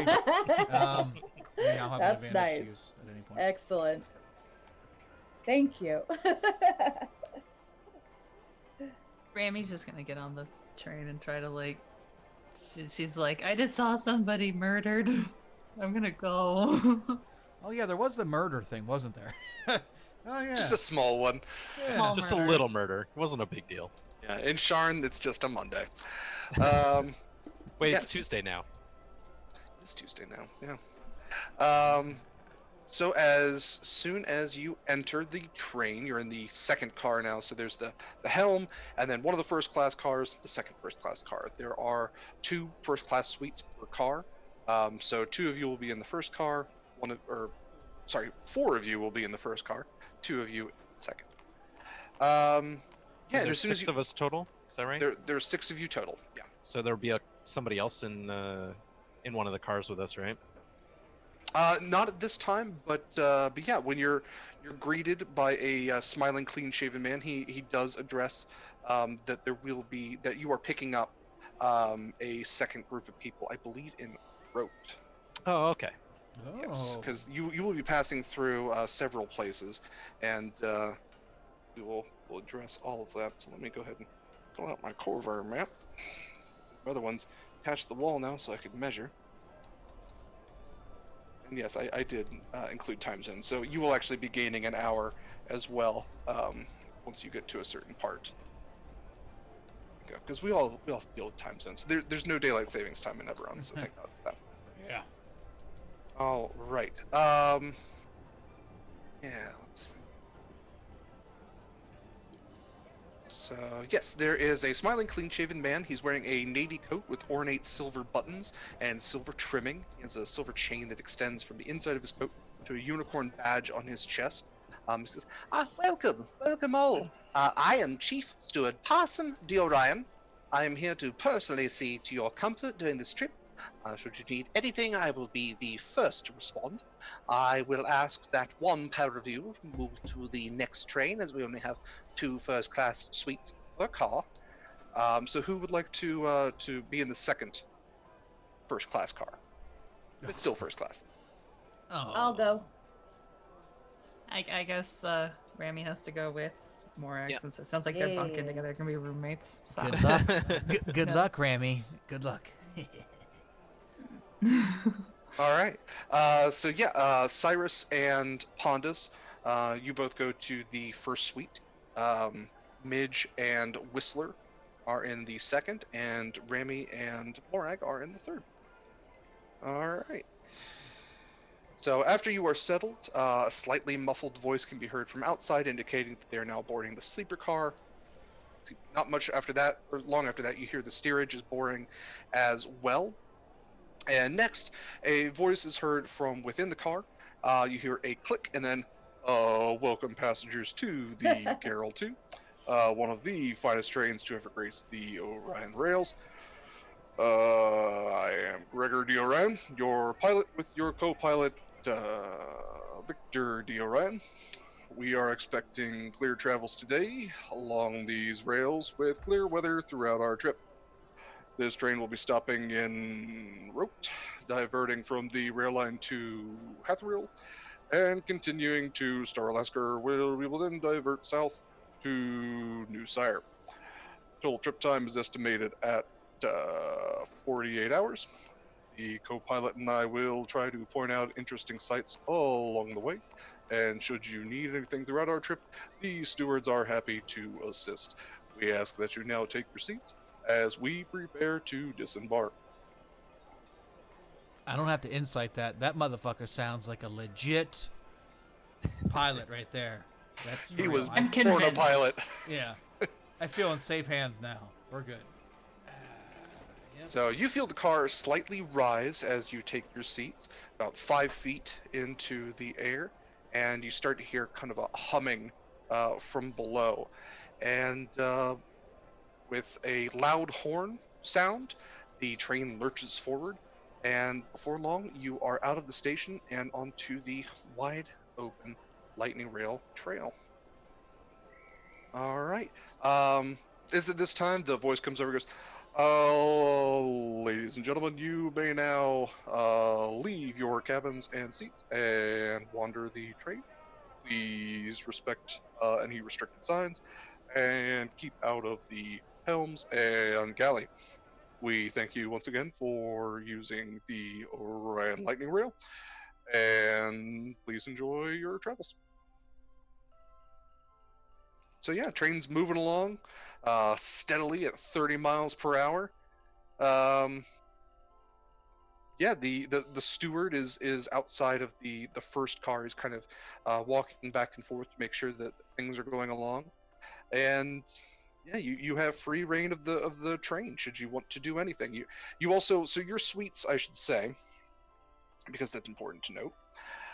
They do have 2 beds within, as well as a couch and a small table in front of the couch, and also a one-person bathroom, private bathroom for each suite. And that is for all 3 suites, all have the same thing. Okay. And there's Sounds also swanky. Yeah, you guys actually are traveling in style. There's also a dining car and a galley car, which is equipped with a full kitchen. Should you want to eat any meals, there's a standard car, which is equipped with couches throughout, which is kind of like a gathering place sort of area. It has a small bar with a bartender as well.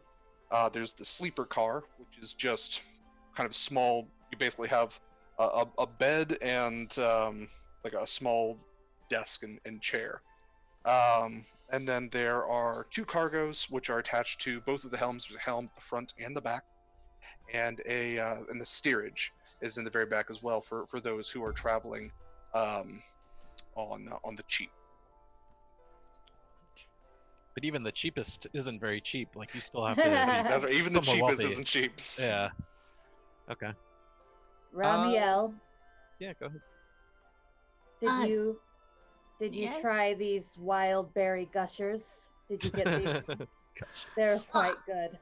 I think I grabbed some of those. It's like digging. Like, I recommend them. Oh, if you think they're good, I'm sure they're great. And She's nod. trying to fatten you up. little half elf's too tiny. Yeah. Yeah, the packaging is actually new. It says now with Lazar lime flavor, kind of in like really bright letters. Yeah. Awesome. They can bond over candy. Yes. They can trade like which flavors they don't like with each other. Like I don't like the red ones. Oh, I got some wax orc teeth. Cool. Yeah. Hell yeah. This one has amusing puns written on the packaging. That's an oxymoron. Just get a little too close to read them and just like peek over her shoulder to see like the raunchy book. Just reads, what's brown and sticky? A stick. Mm-hmm. Oh, Good. They can actually have some good bonding time. Pondus, would you like a beverage of some sort? Oh, yes, I will take a seltzer water, please. All right, I'll be right back with that. And Wonderful. I'll head out to find where I can get a beverage. Yeah, you open your suite door, your cabin door, and immediately the steward says, yes, sir, what can I get for you? Oh, I'll take your finest Carnathy ale and 1 seltzer water. Absolutely, sir, absolutely. And you see as he pulls out a speaking stone and kind of puts in the order and resumes his post. And yeah, before long, Pondus is sitting on the couch in your suite. He has a number of books that he's brought along with him, and he's kind of flipping through some notes. And yeah, before long, a steward comes along with your drinks and gives them to you. I'd like to pick Pondus's brain a little bit about his field of study, and kind of why he's coming with us. Like, does he work for Merrick's, or was he hired on kind of like we were? Yeah, sure. What would you like to ask him? Does he work for Merrick's, or is he hired like we were? I was contracted from Mulgrave University. I'm, I suppose, on loan, as you might call it. Yes, I'm being paid in a similar way to you. I don't work primarily for the Cannith family or any of the Dragonmark families. Mulgrave University does try its best to be independent in these sorts of ways, but when the houses call, we do try to do our services. Yes, I'm just a scholar. I'm a scholar mostly of the Last War. I am fascinated with the intricacies and machinery that House Cannith was able to create. That's actually what some of my notes are on here. I'm looking over some of the earlier designs for Warforged, and some of them for airships when they were meant more for battle than for transport. So you study Warforged, but you didn't want to spend 2 days with Whistler?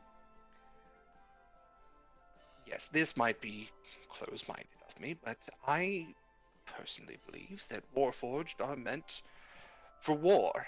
I don't necessarily support the idea that they should have sentience.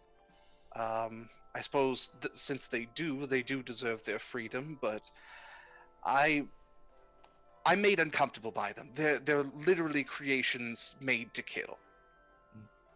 Maybe that's just me. It unsettles me. I fought my share of them in the war. They fought and died just like any other kind of soldier. I guess that makes them as human as anybody else. If humans were born to be warriors, then I suppose. But I think that I don't know. I think that there's possibilities to the other types of humanoid life, and just Warforged seems so singular in their goal. Made to kill, arm blades and whatever else. I mean, in the early days of Warforged, they had no thought. They were killing machines, and maybe that's what they should have stayed. That's all. But either way, I am fascinated by them. But yes, I know Whistler's background plenty. I just... In the same way that I don't want to hug a battle axe, I don't want to be necessarily too close to a Warforged. Fair enough. Trying to think of how Cyrus would view them.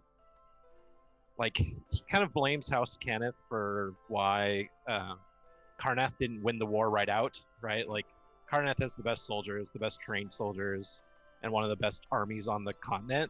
Absolutely. But, like, the houses really kind of slowed them down with Warforged and other objects. So he's probably not a huge fan of the Warforged, but he recognizes their sacrifice of being soldiers and wants them to be able to kind of determine their own destiny, I think. So he can hate the creators, but not the creation kind of thing, I think. Okay. Yeah, House Karnath, even without a lot of magical ability, like from Thrain or any of the other, there's another nation that's really known for it, but even without that, yeah, they were formidable in the war. But yeah, a lot of the nastiest battles were fought between the undead that Karnath was trying to bolster its ranks with, and battalions of Warforged. You know, no actual human lives being lost, but still a semblance of destruction. Yeah, absolutely. Okay, so we'll just kind of carry on a conversation, extending pleasantries and just chit chat while I read the paper and he goes over his notes. Cool. All right. Anyone else? I guess I'll be trying to pick not Wheeler, Whistler's brain. Well, Whistler's whatever. Okay, Mr. Cyrus said that we're trying to learn the people we're traveling with. Okay, I've encountered Warforged before in Sharn, but I never hung out with one. So I'm kind of socially inept to begin with, especially so with Warforged, because I don't really know their. I know about them, but I don't know their this particular one's motivation.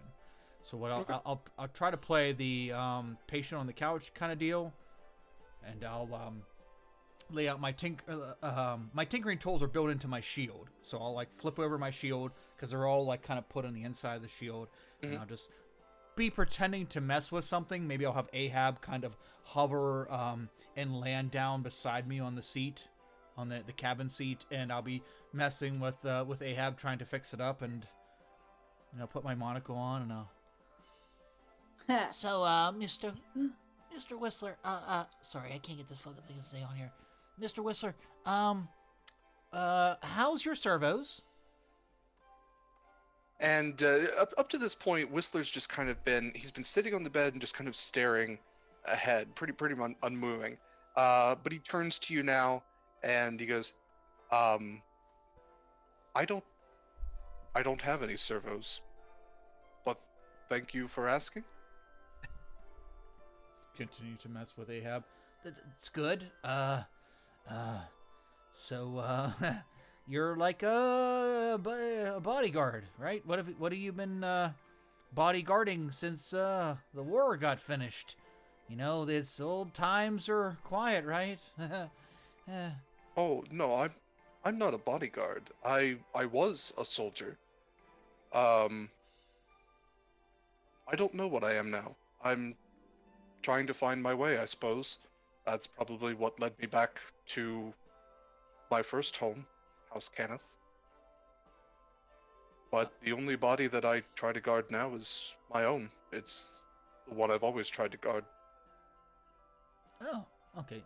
So, sure, yeah. So working for Maxon is just kind of your way to figure out what you're doing, right? Or Merrick's. Sorry, Merrick's, not Maxon. I was born in House Cannith. He mentioned that, right? His father, well, in the nearest way is my father. Merrick's is family in the closest way a Warforged can have one. When he needed help, it was the least I could do to answer. Sure. Yeah. I can understand that. Yeah, I've been kind of in a similar boat. So what about the Red Cloak thing? What's that all about? Merrick said you were a Red Cloak. I don't quite understand what that is, even though I know. Cough, cough. What's a Red Cloak? I did what I felt was my duty at the time. I was created in a lab by Merrick's father, Aaron. I was one of the first to gain what we now call the freedom, the sentience of Warforged. And after he created me, he told me that it was my duty to serve. And I served. And I felt in myself that if I were to serve, I would do it the best that had ever been. And the Red Cloaks were the best. So they are whom I served with. I did my time. I saw terrible things, but I survived. And now I am hoping that my deeds, in whatever this life may be, can try to wash clean the things that I saw. Okay. Is that enough of an answer? So Midge, hearing Whistler's kind of somber tale of really dark bullshit, is kind of a little touched by it. Yeah. This isn't an Inquisition. Ha, words. But yeah, no. It's okay. I'm not judging you. I see you just like I see everyone else. There's no proving yourself or whatever here. But I'm just trying to be honest. That's how you make friends, right? You're honest with them. Yes. Yeah. That's how friendship works. Yeah, you got to be honest because I like your boat. Yes. Yeah, Ahab is pretty sweet. It took me forever to build him, but he's friendly and he protects me and he's pretty cool cuz he doesn't poop. So I don't have to worry about him pooping places. So that's cool too. I also do not poop. Oh, well You then... make friends with metal things. We are friends now, yes? Yes, so far as I know you, absolutely, Mr. Whistler. Yes. I'm extreme respect for you. Just don't kill me in my sleep, and we're awesome. Yes. Friends don't kill friends. Also correct. Remember that one. That's key to friendship. Don't kill a motherfucker while he's your friend. Yes. Don't kill a motherfucker while he's your friend. I will remember this, bitch. Yes. Excellent. And I will likewise always respect that. Mm-hmm. Okay, well, it's been a great session. You look great. If you have any, if you need any repairs done or anything, just let me know. I'm pretty decent at stuff. I'm more like alchemical stuff, but I do really like to tinker. Kinky tinker, whatever. I'm sorry. I still had that thought of a half orc, sexy novel thing that I saw at the dwarf was selling at the platform back there. You seem to have trouble with words. Perhaps you should check your own servos.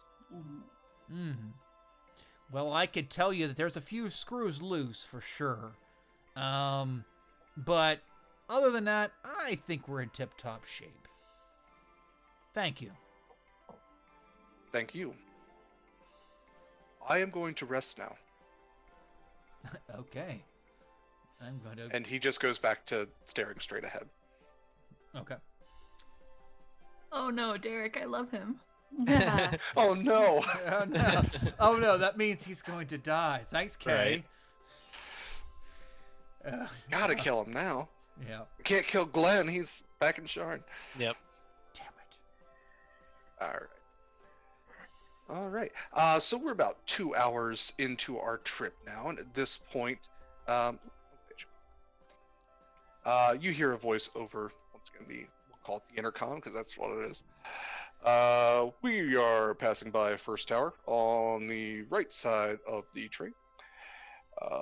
It is a town that is built around what is believed to be the oldest standing human structure on Khorvaire. Very interesting. There's windows in the cars. Rami's just immediately hopping up from probably sitting next to Morag and just face up against the window. She can see out that way. It's very interesting. It's a small town that's there's a 30-foot stone tower. That's about it. It's cool. Yeah. Even Pondus kind of looks out the window and goes, "Ah, neat." Does Pondus know about this tower? Yeah, I would say probably not any more than what's mentioned. But you can ask him. Pondus, do you know any history of this area? Well, if I remember right, First Tower was the first, that we know of human settlement on Khorvaire. It was the precursor to Sharn, but of course Sharn was built on top of hobgoblin ruins, and of course the hobgoblins are the ones that came first, the Goblin Empire, the Decani Empire, but they're not around anymore, so oh well. But I've been to First Tower a couple of times. The tower's fine. You walk up, you look at the town. That's about it. They have good bread there. Besides that, I couldn't tell you. There's nothing really to write home about.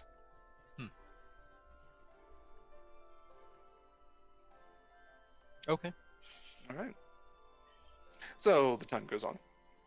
About 3 hours in, voice comes back and says, "We are currently passing the halfway mark of the King's Forest on the right side of the train. If you'd like, you can look closely for some of the interesting wildlife below." Absolutely. Yeah. If the windows can go down, she's just leaning out, looking. The windows cannot go down. Okay, they don't. But go ahead and make a perception check. We'll see Hell yeah. what you see.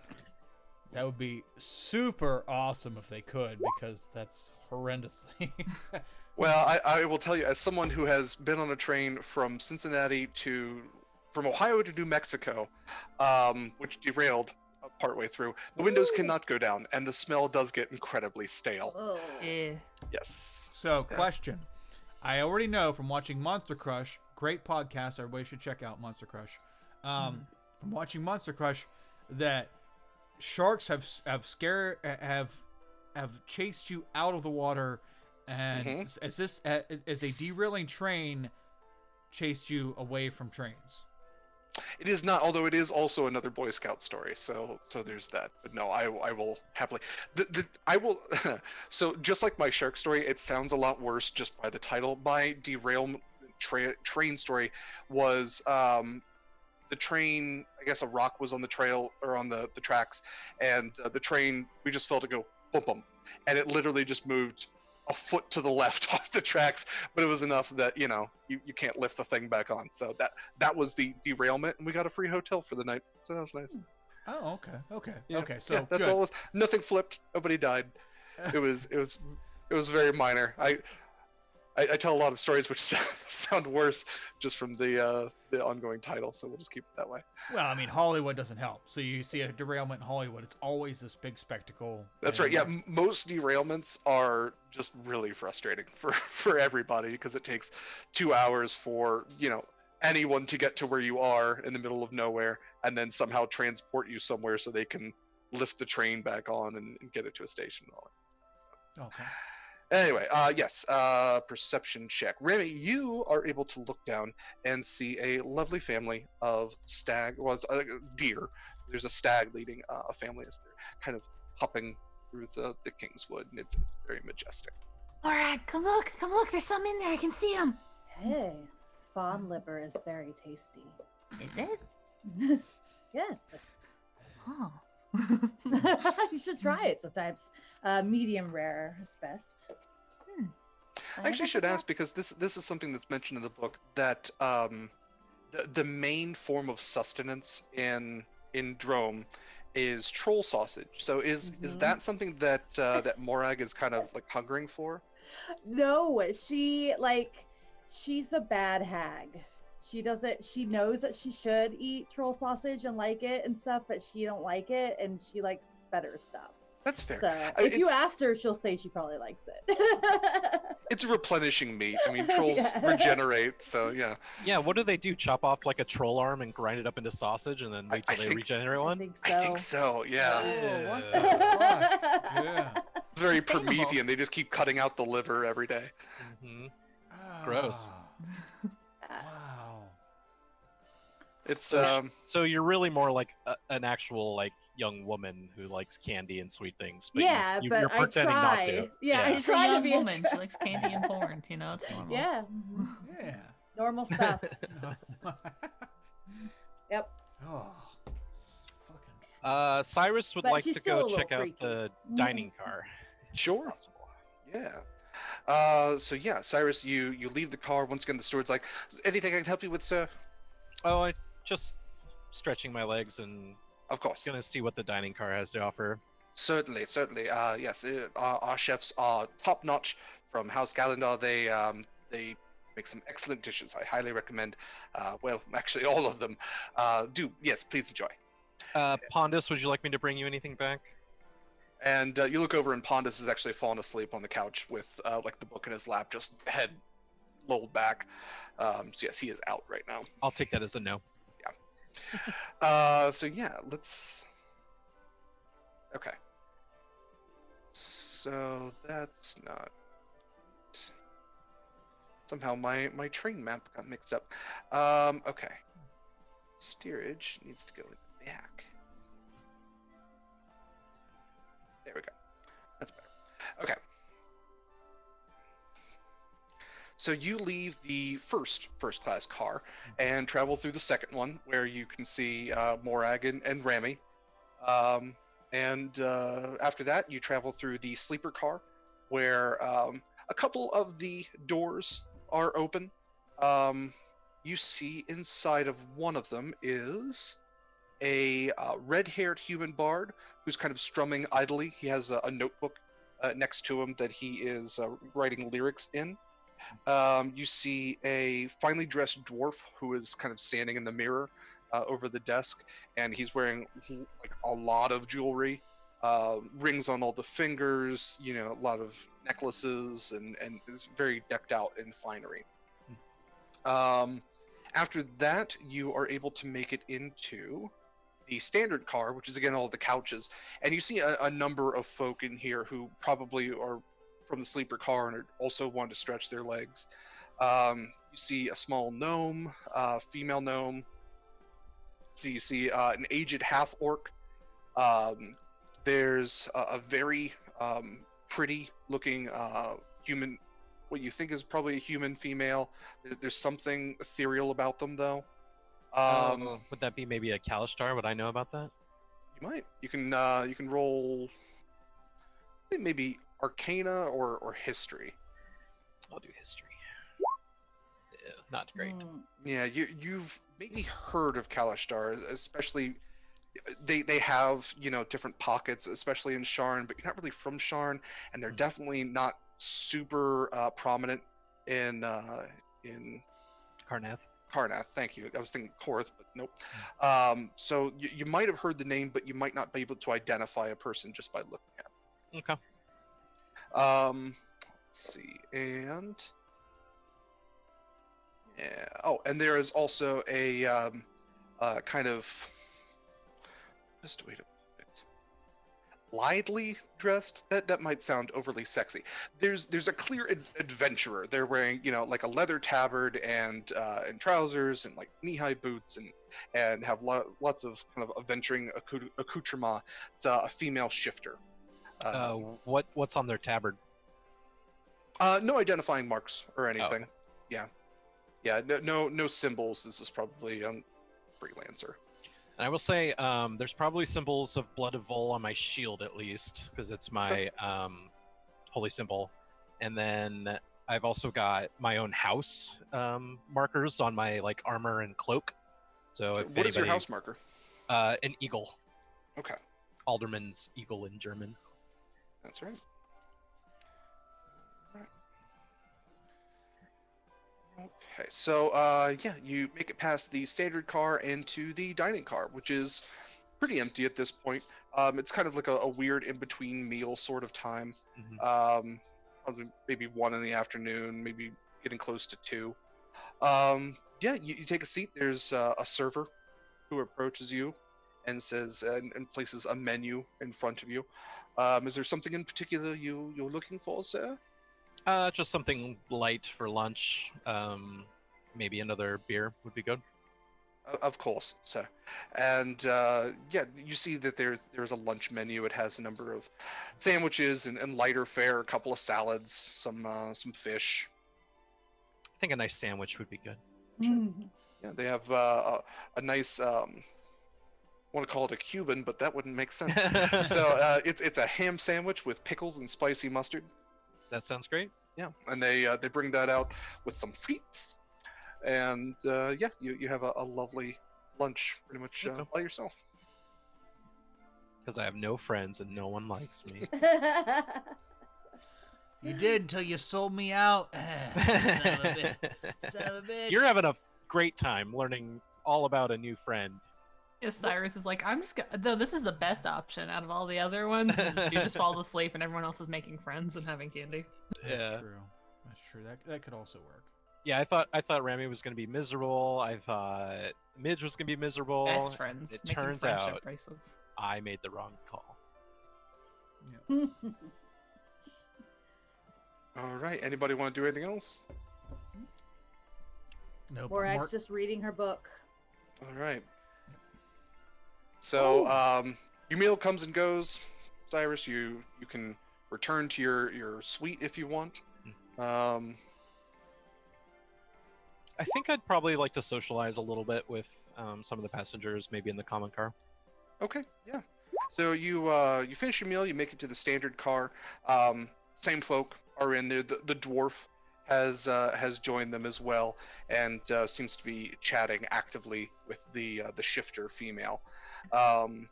There is let's see who else. The gnome is by themselves. The aged half orc actually has a potted plant that they seem to be like kind of humming and whispering to and like singing nice little songs, but orcish. Yeah, the orcs of Eberron are like druidic or shamanistic, right? Generally. Yeah, generally they are. Yeah. Okay. Rich people are weird. Is that your whole takeaway from all of this? Yeah, rich people are weird. Let's see. And yeah, and the ethereal looking individual is actually kind of like trying to keep to themselves. I mean, very body language, kind of tight and tucked up, looking out the window, very leave me alone kind of body language to them. I'll probably do that. I'll leave them alone. Okay. Yeah, I'd just sidle up with my beer and talk to the dwarf and shifter probably. Yeah, so you approach, and he is going, so, all right, so you go everywhere, and you bring back the dragon shards, right? Do you specialize in a certain one? And she's going, no, listen, they're all valuable. They're in special places. You got the Eberron ones, you got the Kaiba ones. They all need them. They need them to run everything. They're running this train right now. That's my point. I go and I bring back the dragon shards, and she looks up to you and she goes, oh, hello. Hi. You're someone who hunts dragon shards. Are you part of House Thrashik, perhaps? No, I don't mess with the houses unless, they're paying me. No, I'm freelance. I'm Nixie. I'm Nixie Whitepaw, and she holds out kind of a fuzzy hand. I'll shake her fuzzy hand. And I'm Cyrus Alderman of Karnath. It's nice to meet you, Cyrus Alderman of Karnath. This is Torberg Agrion. He's one of them wealthy dwarves, and he kind of looks and nods to you. Yes, I own one of the largest silver mines in the Maror Holds. Have you had any issues with Dalekir? I hear they're pretty bad. I don't like to talk about such things. Oh, It okay. only invites them. But no, I like to think that my mind has learned to delve as deeply as we need, and not deeper than that. Yeah, because half the dwarves are like pro Dalekir and half are like stringently anti, right? Yeah, there's a group of dwarves that have fully embraced the horrors that Dalekir can bring them. They have like symbiotic whips that extend from their arms and like living armor and all sorts of weird shit. Yes, this is not one. He is dressed more common. It's more less terrifying, less in a Cronenberg sort of way. Cronenberg sort of way. I'd probably prefer that. I probably think the Dalekir are a bit much, and you're asking for trouble to go seeking that out. Oh yeah, it's straight body horror. He looks at you. So, Mr. Cyrus, what do you do? What are you doing on this train? I'm a knight on a quest. Ah, that old tale. All right. Well, I guess good luck to you. You don't happen to be hunting dragon shards, do you? No, not this time. I do know that they're quite valuable, but we're actually looking to go into the Mournland.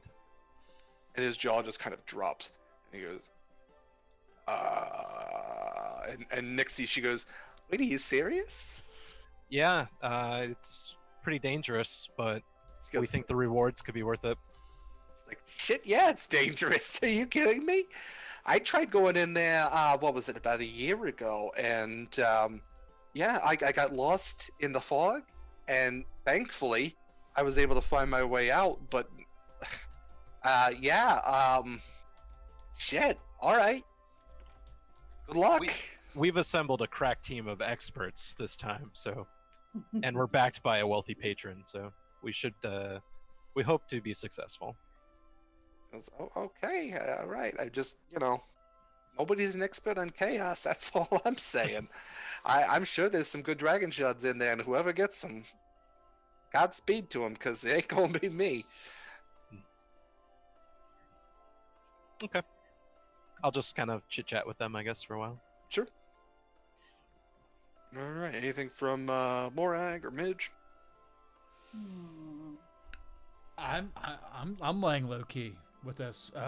If Whistler shut down, I'm cool by myself. I'm not as good at social stuff, so you know, I'm cool with just tinkering with my own shit. I did make two elixirs while I'm just milling about by myself.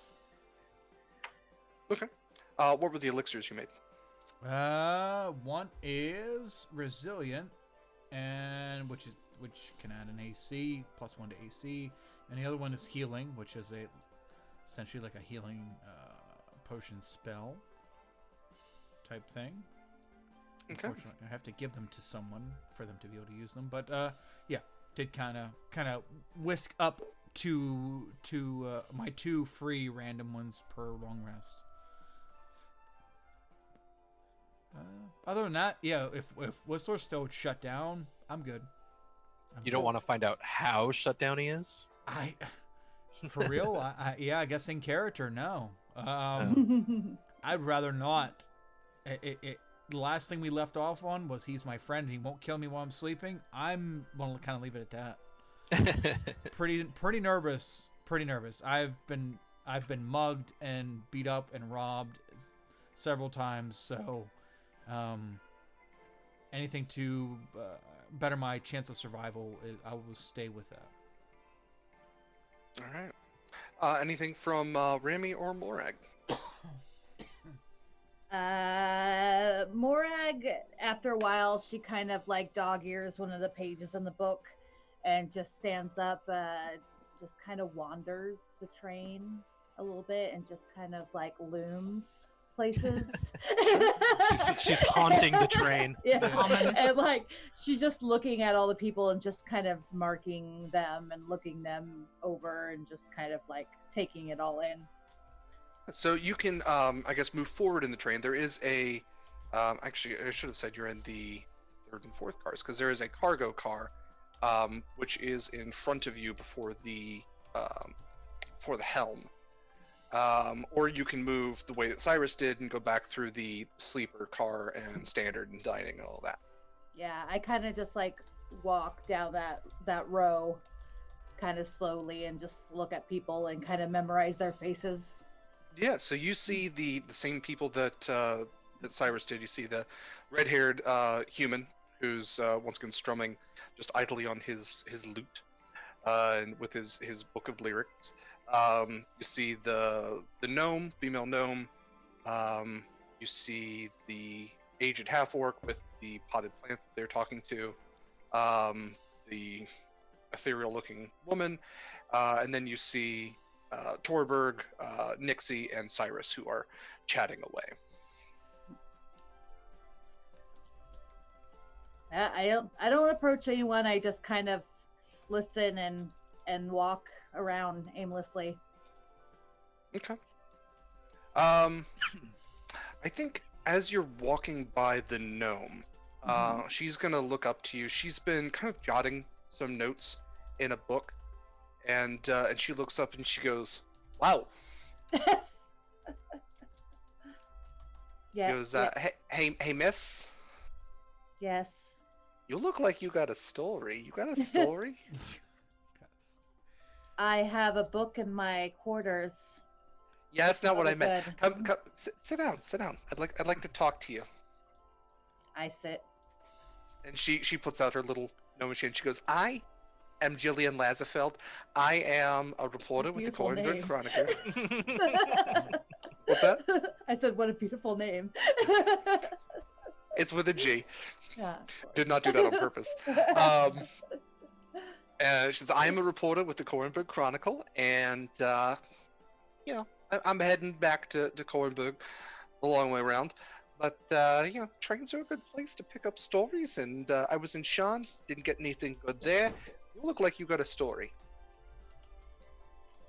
Yesterday was the 5-year anniversary of the Mourning, and you could not find a story? Ooh. That story was already written by somebody else. That story's been written 5 times over, 100 times more than that. It's not for me. I'm more of I'm an investigative journalist. That piece doesn't take investigation, and anybody who's doing that investigation ain't doing it in Shan. Have you written anything on the Mourning yourself? I mean, not personally, nothing that could matter or anything. I did write a piece about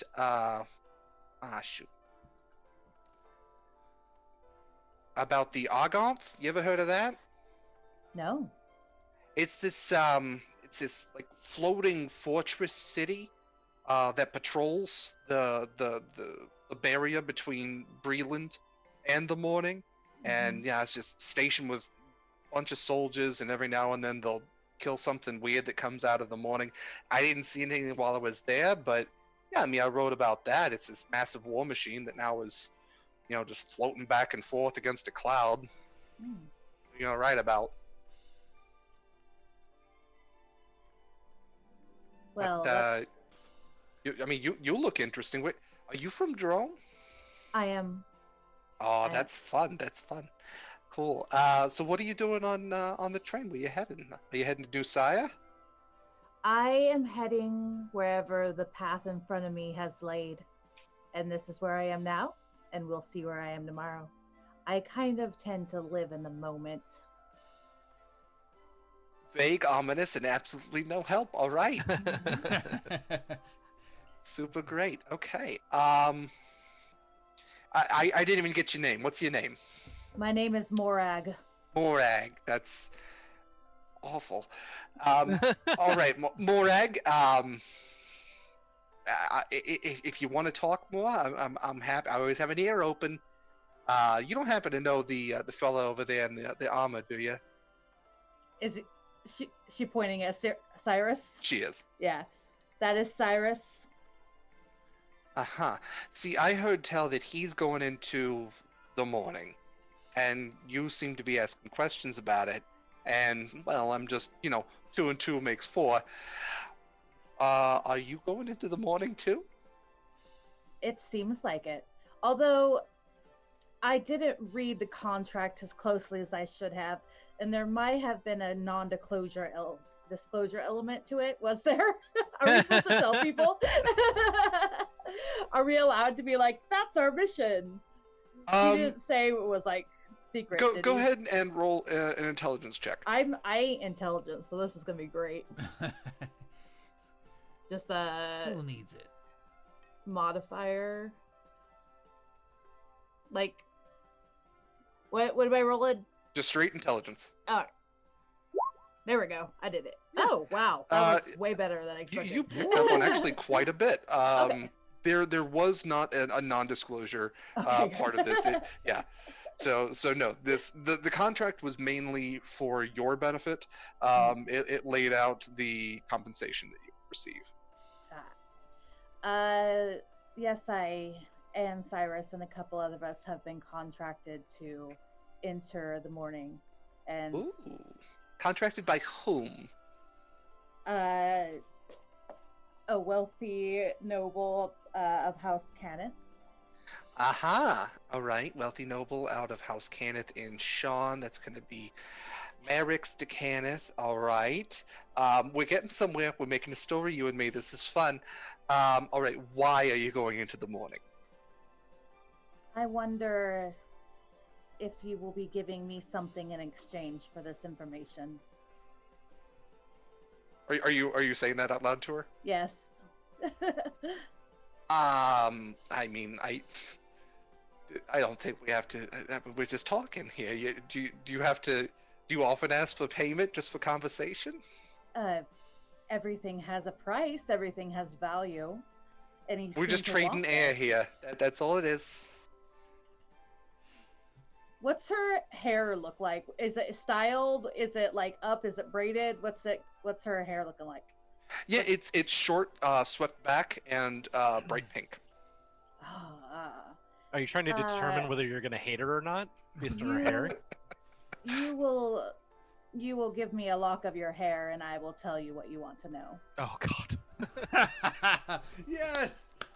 Price of conversation. She looks at you and she goes, "You are my kind of weird. I'm into it." And yeah, she pulls like how much do you need? I don't want like a bald patch. Is that fair? I take my sickle out and I just slice off a little bit, and I braid it into my own hair. Okay. Yeah, that must be the style in Drome. Just yeah, nouveau nightmare. That's great. Yeah. All right. Well, okay. Story time. I'm afraid that the mystery will be not completed until we get back, but we are meant to go in and hopefully retrieve something of the house for Lord Merrick's. Oh, okay. All right. And it's you, it's Soldier Boy over there, and you said there's a couple others? Yes, we're here. There's 4 others. All right. Okay. And I mean, are you being paid by Merrick's? Are you in service to House Cannith, or are you like a mercenary? Yes. Yes to the second one or the first one? Yes. All right. Once again, vague and hard to read. I love it. All right. Okay. So, and she's jotting down notes throughout, and actually you see at one point she's like took hair. All right. So, Morag, what are the other names of your companions? You got Cyrus over there. You're Morag. You said there's 4 others? Yeah, I don't know if it's appropriate for me to tell them. Screw appropriate. You took my hair. Let's do this. Payment has been rendered. We already got weird. It's fine. I know. Yep. Can I do it like an insight check to make sure she's not nefarious in some way? If she's like a danger? Yeah, you can do an insight check for that. Again, insight. Nope. Wow. She is a fast talker, and she's a journalist. She's just trying to get info for as far as you can tell, exactly what she told you. Just writing a story. Morag is a little used to people being like interested in her, but she's always very curious as to why when there's a lot of other interesting people out there. And also her mission personally probably is not something she will broadcast, so she'll take this as a good cover story for why she's here. So she tells her the names of her companions. And she writes down each of them. She's like, okay, Midge, okay, you said that he's a gnome. All right. You got Whistler the Warforged. That's fun. It's nice alliteration. Pontus. All right. He's from Moorgrave. Well, that's nice. And Ramiel. Ramiel. That's pretty. All right. And you said she's got a mark on her face? I didn't say that.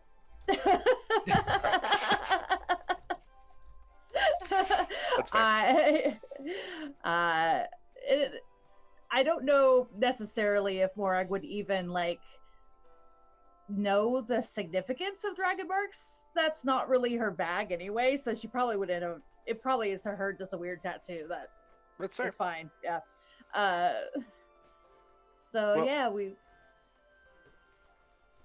We will go into the moorlands and we will find something and we will bring it back. That is our job. All right. It's a crazy job, but okay. Morag, it has been an absolute pleasure talking to you. Totally worth the hair. She extends another gnomish hand out to shake your hand. She goes, "This is going to be great. Yeah, look out for the an upcoming Korenberg Chronicle. I don't know what that means, but thank you. Perfect.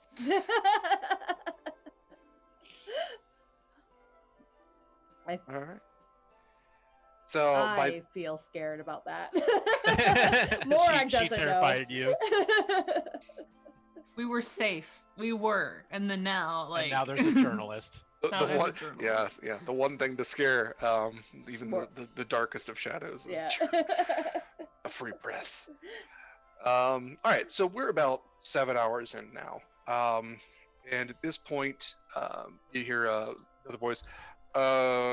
We are going to be pulling into the city of Rote. We're going to be stopping and docking for approximately 30 minutes. Please remain close to the train if you choose to leave it and explore the station. We will be picking up some passengers and stay close. Grammy will run out to buy more candy. Yeah. She absolutely just made her, like, she skipped all the meals, just made herself sick, like, eating all the candy, but she's gonna go buy more. So you run out, the train doors open. So Rote is the capital of Breland. It's the high seat of King Boronel. That's where his royal family, royal parliament, Broken Blade Castle, Citadel, all that kind of stuff. It's the main part of the city is on a man-made island at the center of the Dagger River, with kind of the rest of the city built on either side, walls in between. You can't see any of that. You're inside a train station. Train station is on the far side of one of the banks of the Dagger River. So you're inside the train station. It's very similar to the one before. You know, it's kind of the nice and bad thing about all the houses is they have. It's almost like chain restaurants. You know, it's chain businesses. There's a standard that is met. So once again, ever bright lanterns, clocks on the wall, the central hub, the post office, all that. And in very similar form, there is it's a human man now. But yeah, hawking newspapers and candy and everything else. And he looks at you and he goes, "Oh, hello. What can I? You looking for one of the sexy books?" It's like bright pink, just like no. I just wanted to buy some of these treats. She tried to grab something that like Morag said she specifically like enjoyed. She's just like got an extra one for her.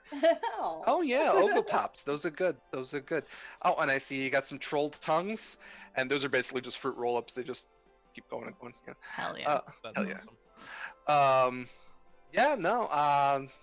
Sure. It's gonna be a silver. Oh, okay. It's way too frantic trying to get change out of her bag like as quickly as possible. Just tosses more coin at him and just scoops all the armful of crap up. So yeah, you have all your candy. As you are heading back to the train, you actually see heading into your car before you are two individuals that you did not see before. It is an older gentleman accompanied by a younger woman. The gentleman seems to be walking with a cane and seems to be kind of verbally berating the younger woman for whatever reason. But yes, they're walking up the ramp into your car, and you can walk in behind them if you'd like. Yeah, she does, and she's like not beyond like eavesdropping, trying to see if she can pick up what the conversation's about. Yeah, so the older gentleman is basically just going, I got it.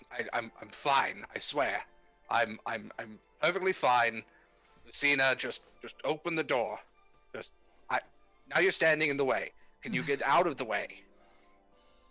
No, now you're standing too far away. I'm going to fall. Lucina, I can't take you anywhere. And you just kind of waiting behind them, like waiting to get past. They go to her room. It's like, okay. Yeah. The woman you've identified as Lucina kind of looks to you and gives you one of those, "I'm really fucking sorry for this asshole that I'm accompanying" smile. Just, sorry, I'm dealing with this bullshit too. Yeah. Just like, it's okay. And yeah, he finally gets into the second or the fourth suite, the second of the second car, and yeah, you and Morag now have neighbors. Okay, cool. And yeah, before too long, is there anything else anyone would like to do at this particular stop? I'd like to get off the train and leave the station as much as I can. Being in Rote is like, I don't know, kind of like a dream of Cyrus's ever since his days in the war, right? He's a Karnathi soldier in the capital of Breland. Capital city, yeah. Yeah. So he wants to just like, I don't know, say that he was able to see it or be there or whatever. Yeah, so with half an hour, sure. Cyrus, you're able to leave the station, which is kind of built into the outer wall that surrounds the two banks of Rote. And you step out, and it's getting to be, like I said, almost 7:30 at night. Actually, you've gained an hour, so it's about 8:30 at night by this time. And you can look out to this massive center island, which has the capital, which is called...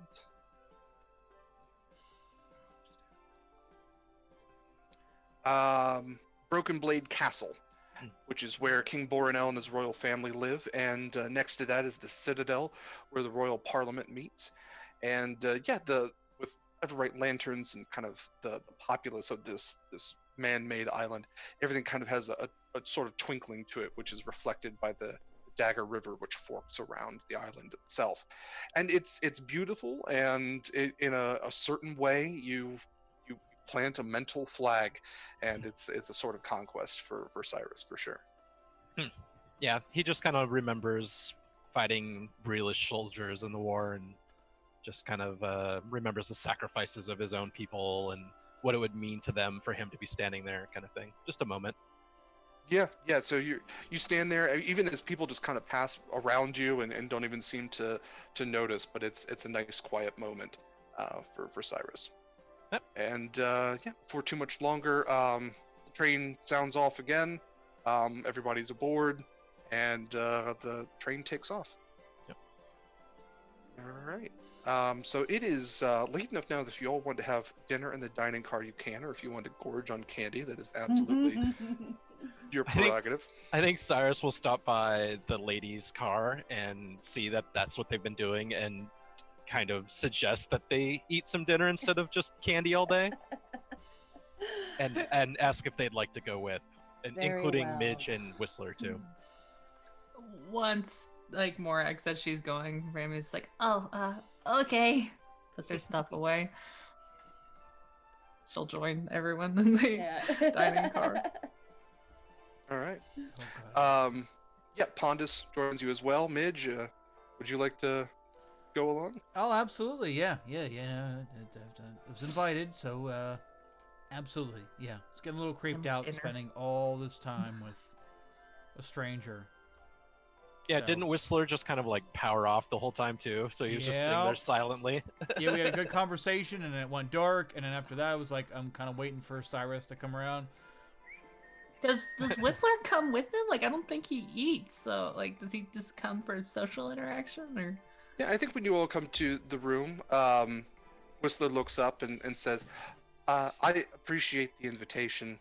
I will decline for now. I don't eat, and that can be unsettling for some. Fair enough. Okay. Oh, okay. Just enjoy, friend. And he kind of waves at Midge. Cyrus looks at Midge and goes, "Friend, huh? All right." You just gotta be nice to people, man. Unlike that racist fuck that was bunking with you. I'm sorry. I just got defensive. He's like walking with us right now too, I think. Yeah. Actually, before you leave, Whistler goes, Midge, can I watch your boat for you? Sure. Yeah, Ahab would enjoy the company. Sure. He's not gonna integrate with it, is he? Don't worry. I closed all those portholes. It's good. If a Warforged could smile, it would. All right. You all go to the dining car, pass through all the other cars, and there's a few people in it now. You see a couple of folks you hadn't noticed before, who are... you didn't notice in the sleeper cars, and there's enough of them that they probably came from steerage. There's actually a small group of hobgoblins, which are dressed in kind of, just basic armor. There's 4 of them sitting at a table. Let's see. There's the same folks that I mentioned before are all still there. The older gentleman is sitting with the younger woman, and then in the back corner, at one table is the ethereal-looking female, and the other corner is a male that you hadn't seen before, who's dressed kind of plainly, but is sitting by himself and just kind of he has a cup of something that seems to be giving off like some steam. Grammy will point out, or not really point because pointing's rude, but she'll like nod over towards the old man and the young woman that joined, and she'll just whisper to the group like, "Those are the people that got into the other room when we stopped." Maybe we should introduce ourselves. Are you Or- supposed to? It would Should be I have polite. introduced myself? You're a young woman, maybe not. Oh. Don't go around introducing yourself to everybody. Oh. Don't Do I- mind. Never mind. As soon as Morg starts talking, I'm gonna hide. Never mind. Oh. You're just gonna hide. Yep. Like, hide behind Cyrus's leg. Grammy's just like up with Just like get Morag. Like... Just start talking to Remy, and then Morg starts coming over because they're obviously more close. And never mind. Fuck it. I'm out. Do Not I one of those see racist the- assholes who's mean to Is- people just because of what they are. No, just scared. Just scared. That's all. Scared. Not mean. Not mean. Properly afraid. Yeah. The hobgoblins are pretty common in Droam, right? And also Breland. Yeah, especially with the I think it was the prominence of House Deneth. Yeah, they hobgoblin mercenaries are becoming more and more common. Okay. Do I see the journalist? Is she here? Yes, she is. She's sitting at a table by herself. I lean into my companions and I say, I have told that woman, and I point, all of your names. If you do not think this was a good idea, I will rectify it if you desire. Who is she? She said she worked for a publication of some sort. Oh. What Grammy was her just name? looks at She was Cyrus. interested in our mission. Do you remember her name? No. Okay. Helpful. Yep. Do you know what publication she works for? No. Okay. I will make this right. I will kill her if you wish it. No, don't kill the journalist, please. Holy shit. There was a lot of questions and she was asking them very quickly. And I couldn't remember if it was a good idea to tell our mission to other people. I thought not. It's not a bad thing, I don't think. We're not on a secret mission. Grammy's looking very accusingly at Cyrus because he was just like, "No, you shouldn't introduce yourself. But it's fine if she does." So she's like, Is the gnome journalist sitting alone? Maybe we should have dinner with her. She is sitting alone. Yeah, like to join her. Well, let's go see if she's properly traumatized from having talked to Morag, and assure her that we're not all scary witches. Morag's not scary. So she's sitting at one of the more bench-like tables as opposed to the individual dining table. So yeah, 5 individuals joining her isn't going to be necessarily overwhelming. Yeah. So you all sit down and she looks up from her scribblings and she goes, "Oh, Morag, you brought all your friends. Let's see, Cyrus, Ramiel, Pondis, Mitch. Yeah, am I right? You are good at your craft, apparently. I like to listen and I like to talk. What was your name? Oh, my name's Jillian. It's nice to meet you." You couldn't remember believe I that I name? can't believe it. Of all the names. I thought you were kidding. Nope. I knew she wasn't. That's why I was pushing on her. Jillian Lazafeld. I'm from the Khorvaire Chronicle. I had a nice conversation with Morag here. So I was reading the Khorvaire Chronicle. Did she have an article in it from the edition I was reading today? Let's see. Would she have?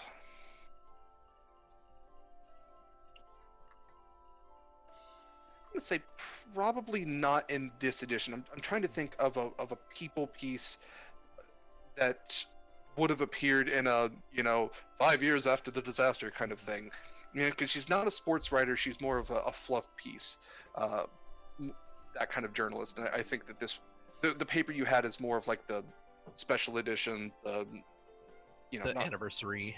Yeah. So probably nothing in that in the paper that you had. Well, I'll let her know that I appreciate the Hornburg Chronicle, and I was reading it today, and just thought it'd be cool to meet her and talk to her. Oh, a fan. All right, yeah. Well, I got, I think, a good story from Mourning. Is there anything you all would like to add? Any high adventure background that I should know? We're not too sure what to expect either. It's just kind of an open quest at this point. We're heading into the Mournlands and hoping to come back out alive. Well, everybody does. All right. Well, that's nice. So yeah, you got whatever Morag is. There, you got a half elf with got something on your face, honey. She's just like kind of like adjusts her hair to cover more. Just Yeah, that'll do it. You got a gnome. Okay. That's Yeah, fun. this is Midge. He's very handy and intelligent. This is Midge. There. She's small. Very Yeah. handsome. Oh, she's a gnome too. Yeah. Listen, Do we got like a little love connection going here? No, Is that what I'm feeling? Are you a Zill gnome by any chance? no. Listen, Oh. listen. But I'll have you know, my intel skills tell me that I might recently be unemployed.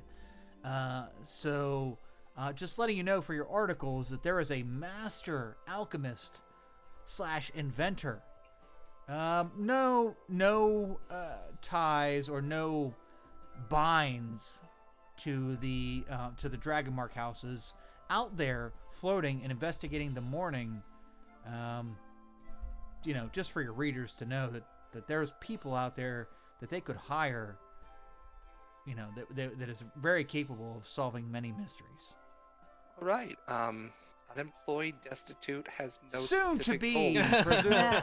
presumably soon to be, because I'm like, I have this whole thing infatuated in my head now that Cyrus is replacing Midge with Pondus, and No, absolutely. Put those thoughts out in the universe. I read The Secret too. That's the only way you're gonna do it. good. Just letting you know, you and your audience know. A that there are- Zillago gnome would totally write The Secret. Yes. Think about it. It'll happen. Yes.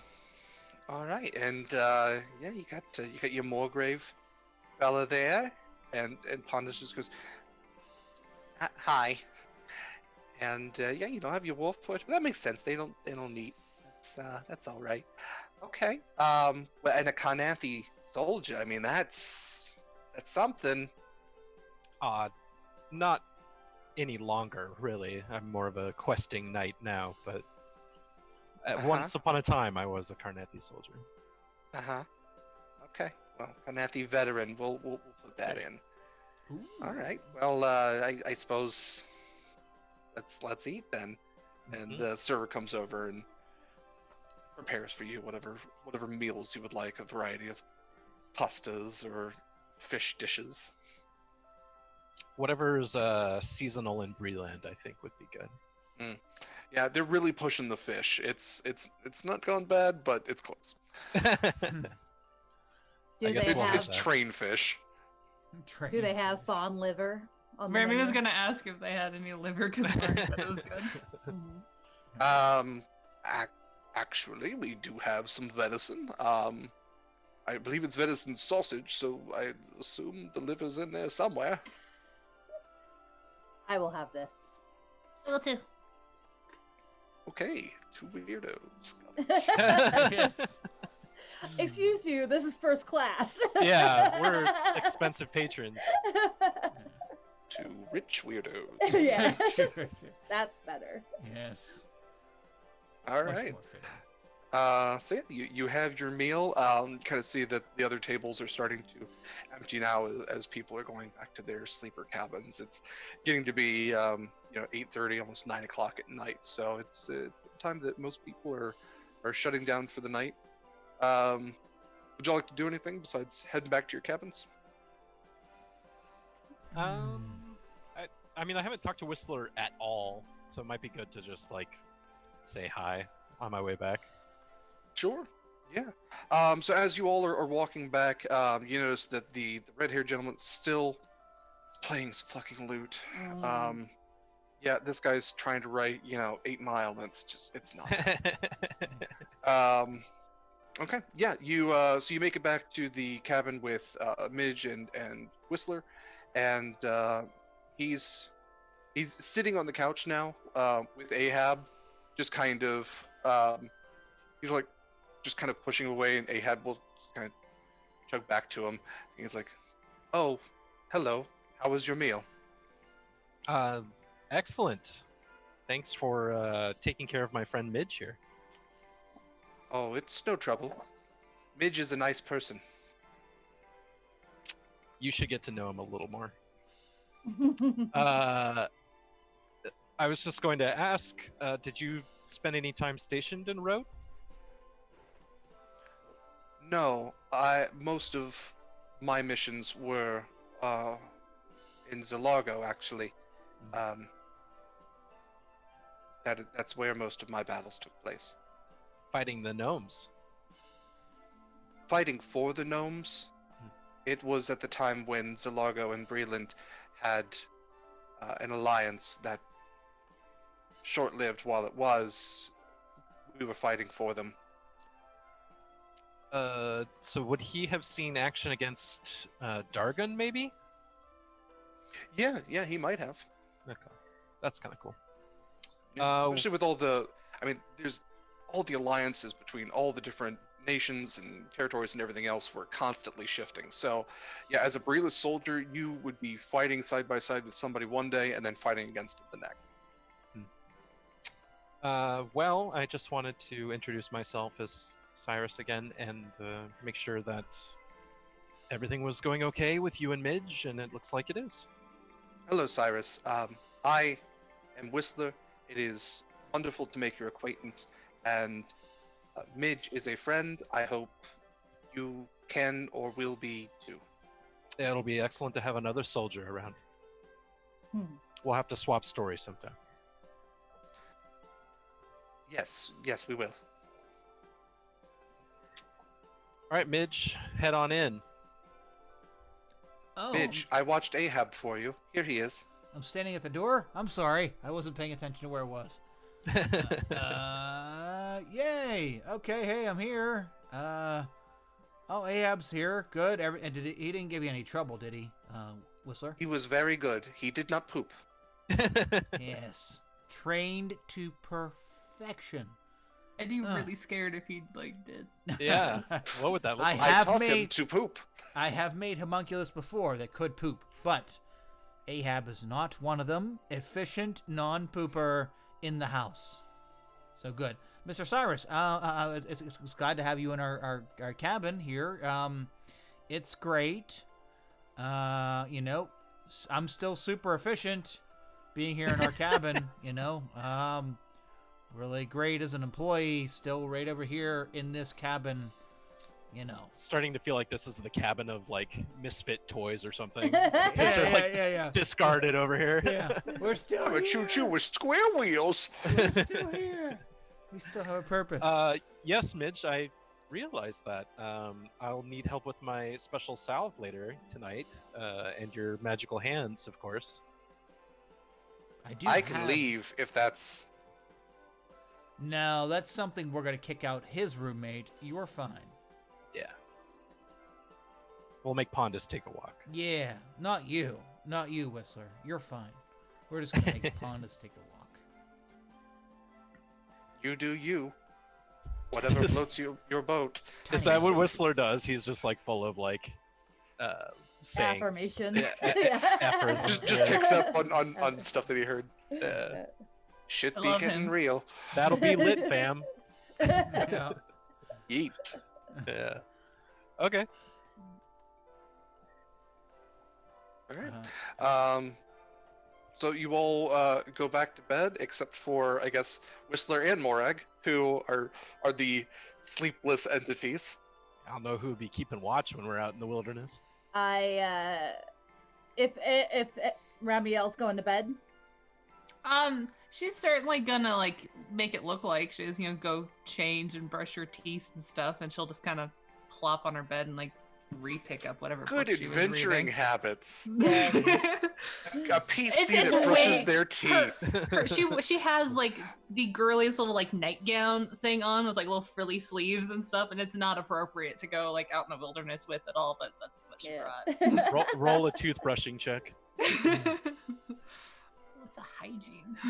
Just wake up with Morag standing over you with a dagger. Just sorry. No. Yeah. one hand on a chunk of your hair. Just some weird like stuff I wrote for Ramiel. She actually has a really hard time sleeping, so she looks like she gets ready and like gets into bed and then just picks up her book and just like continues reading wherever she was. So Morag takes her Book of Shadows out to one of the empty like areas that have the like glass that you can see the countryside as you're going past, and she just sits there all night and draws the scenery. Wonderful. All right. Yeah, and the steward stands there for most of it. He actually changes out halfway through the night, but before he leaves,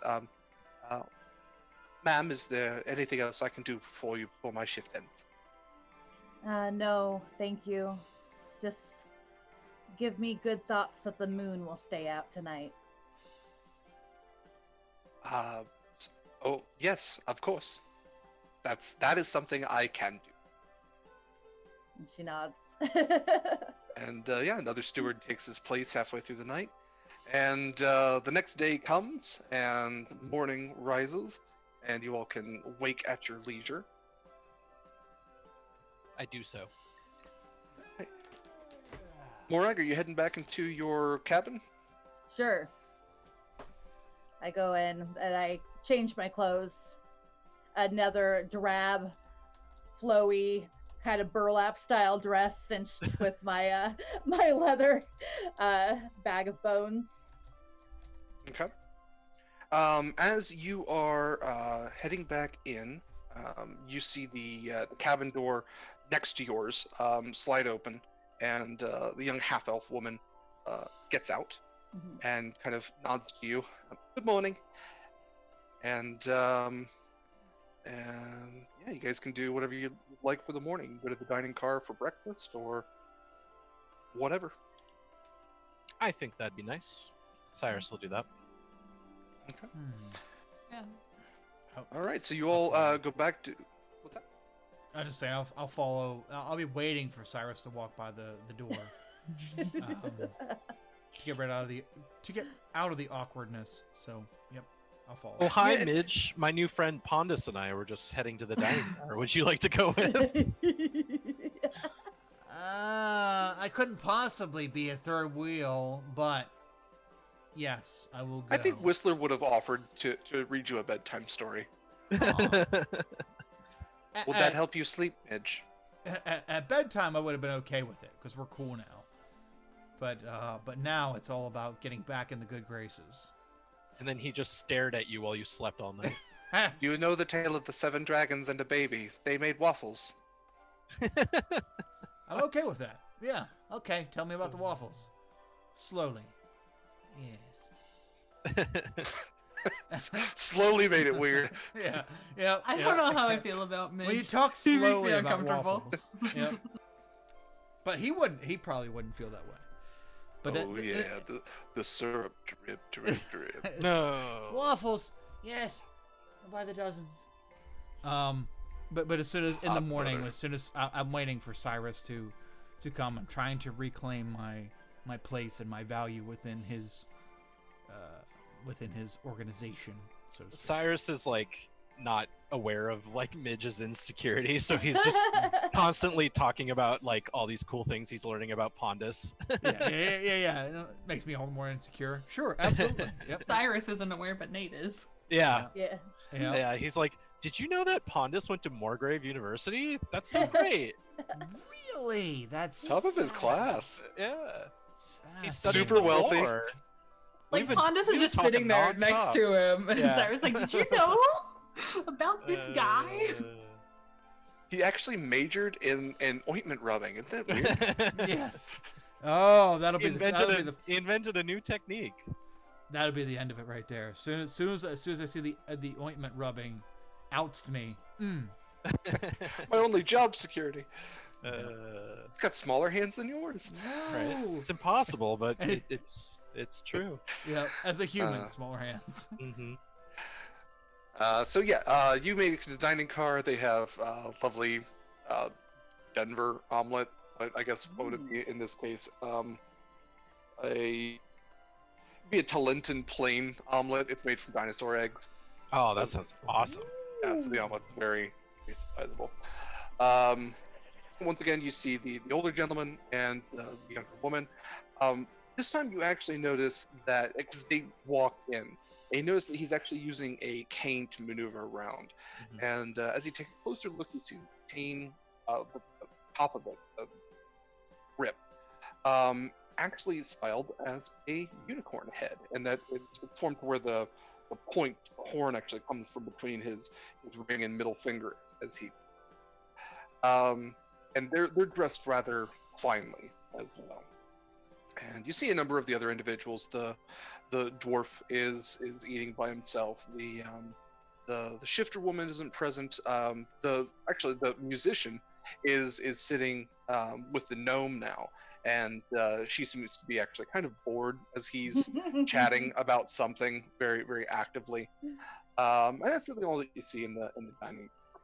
So the guy with the staff, the cane, that would be a mark of House Orion then? It is a mark of House Orion, yeah. Okay. So I'll say, Orion, whatever, yeah. hi, sir. We're your neighbors in the what are we in? The luxury cars? Is that what they're called? Yeah, first class, yeah. First class cars, yeah. We haven't introduced ourselves, and I'm Cyrus Alderman of Karnak. He kind of looks up to you and goes, cool, great. All right. Well, you didn't have to introduce yourself, but since you did, I suppose I have to. I'm Ivan the Orion. This is Lucina Orion.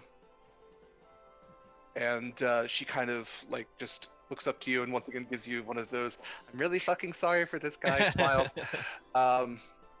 You need something. Do you want a coin? No, I was just wondering if you knew anything about this train. Are you the owner, perhaps? What, do you think all Orions just own trains? That is kind of what they are, though, right? Like that is what they do. Yeah, absolutely. No, I don't own this train. I own this train and several others. Not just this train. My mistake. Yeah, just being neighborly. There are no neighbors on trains, boy. That makes no sense. But fine. I guess just don't be too loud or anything. I appreciate my solitude. Well, let us know if you need anything. My friend Midge here is very good at rubbing ointment on stuff, so that's something you need. That's why I brought Lucina. And he points again to her, so we can bond over our shared ointment rubber. We have that in common. The broken people we bring along with us. Yeah. And you can actually see now that Lucina has slightly pointed ears, indicating that she's probably a half-elf. Mm-hmm. Which, especially to bear the last name Orion, kind of odd. What is their normal race? Human? Human, yeah. Okay. Yeah, but also as you're standing there, Lucina is wearing kind of a high-collared, it's a dress that flows down, but you actually see that on her neck is the dragon mark of House Orion. Now that's really weird, though, right? Yes. Okay. Yeah. So, especially for her to bear the last name Orion without the D and have the dragon mark, be a half elf, there's a whole lot there that doesn't necessarily add up to what tradition would decide is normal. Is she trying to hide the dragon mark at all, or is it just? Not particularly. It's not as obvious as when like does it. But yeah, it's not something she's put on display.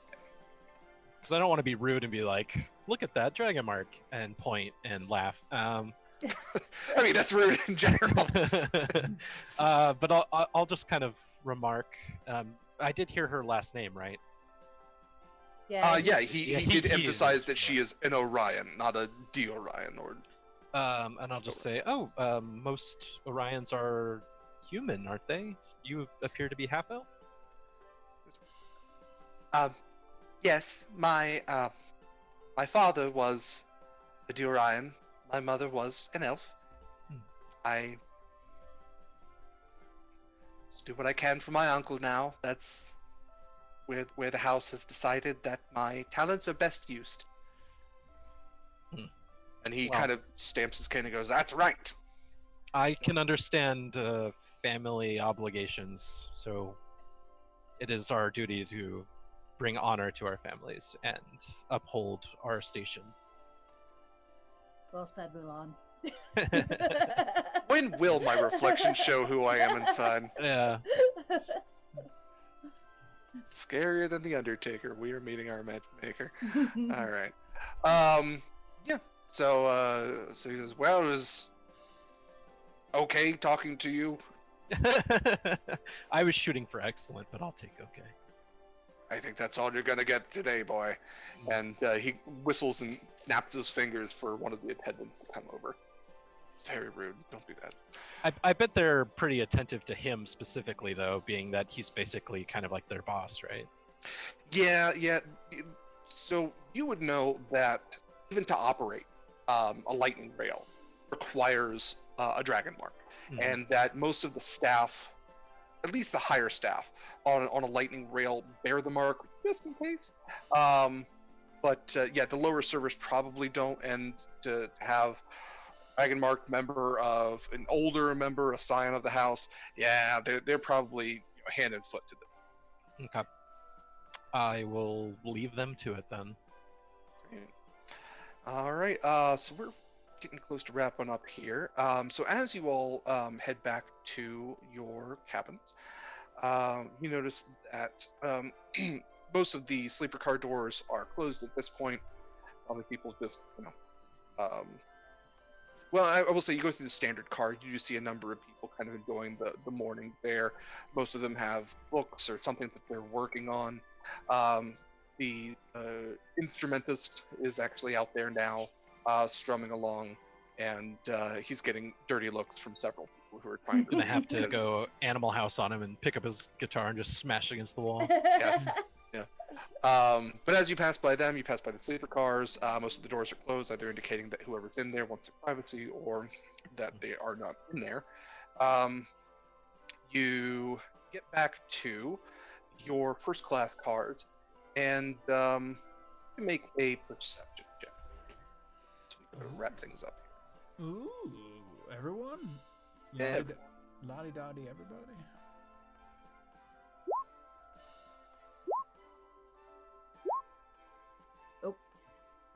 My finger jumped. Well, you have to take the second one that you rolled. So Cyrus and Morag, you two, especially Morag, this would kind of jump to your attention more than anything.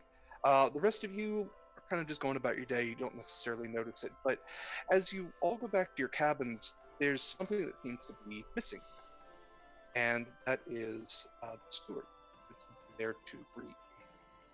Oh, because he's been like there, like night and There day, has been basically, somebody right? to attend to you at all times. Yeah, but when you left this morning, wasn't there. And when you've gotten back, there's still nobody there. And let's see.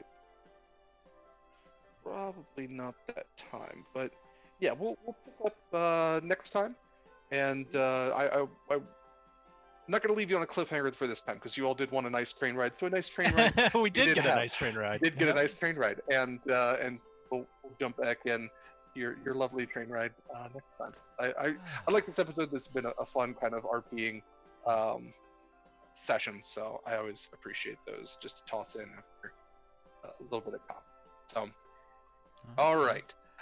So yeah, let's go ahead and wrap up now. So Kyle, if you want to take it away.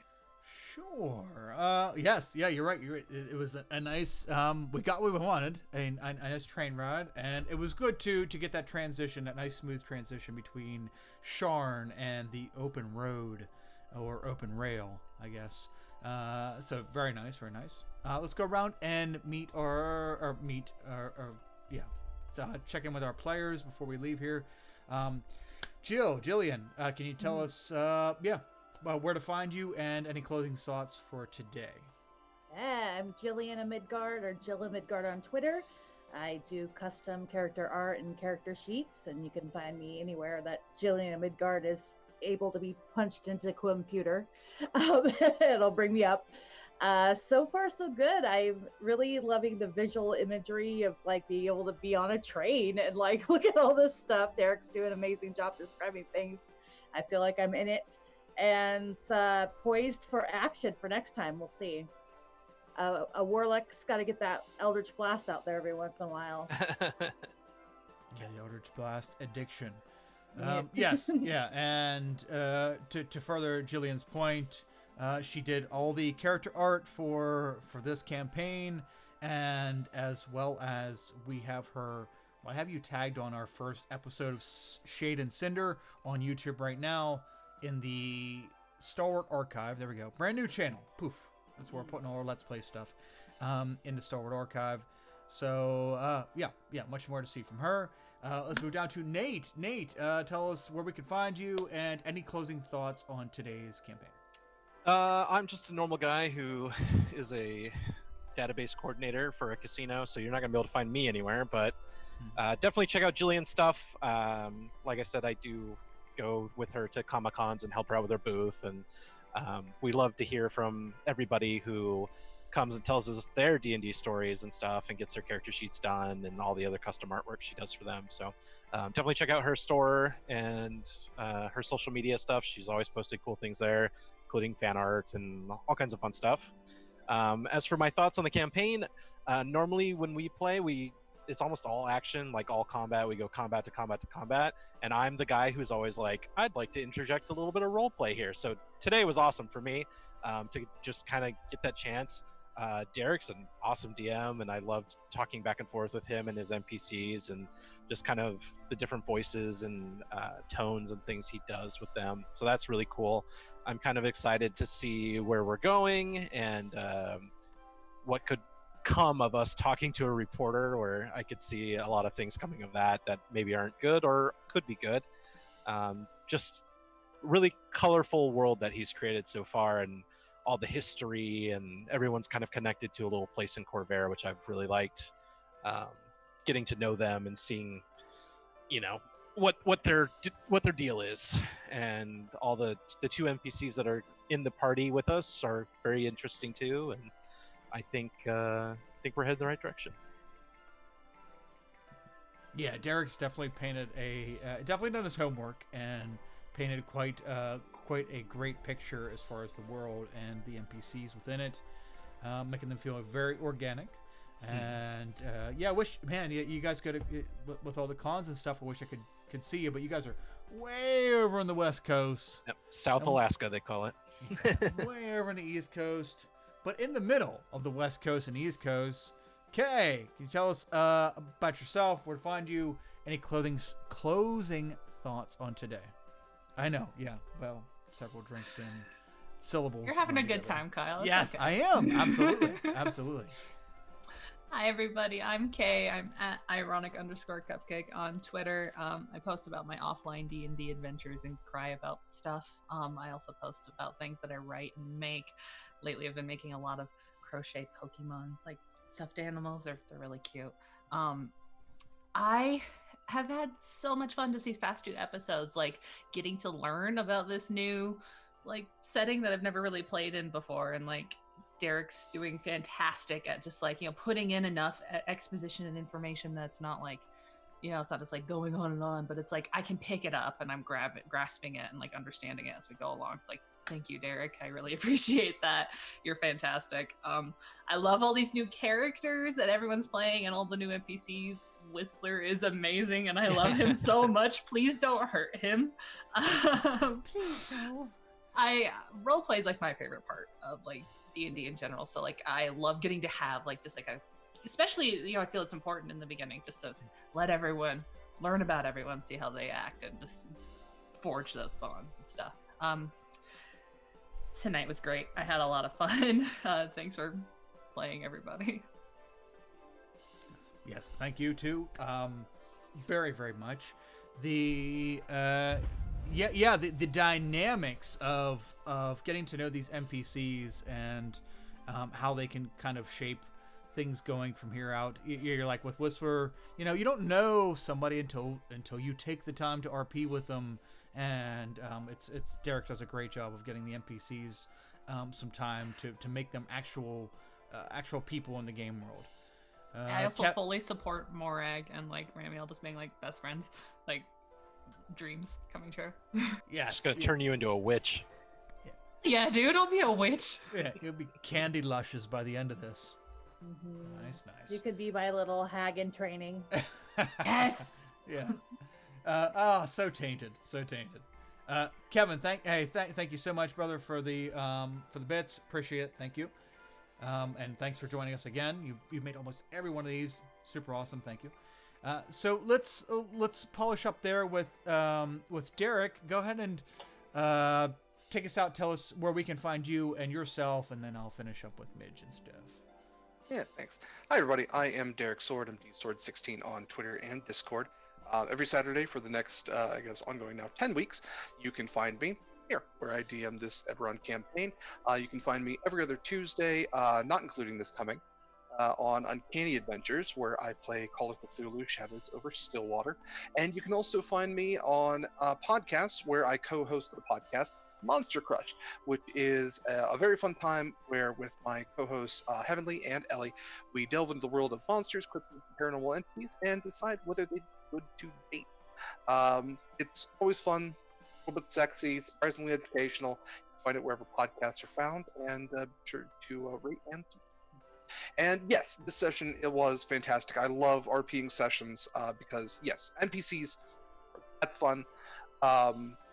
But I also love delving into your characters, and I think the only way to do that, aside from you all role-playing each other, is having characters ask questions, and that's what I'm here to do. You have a 12-week campaign. You guys created in-depth characters with full backstories and lots of life to them, and I want to make sure that we address all of that.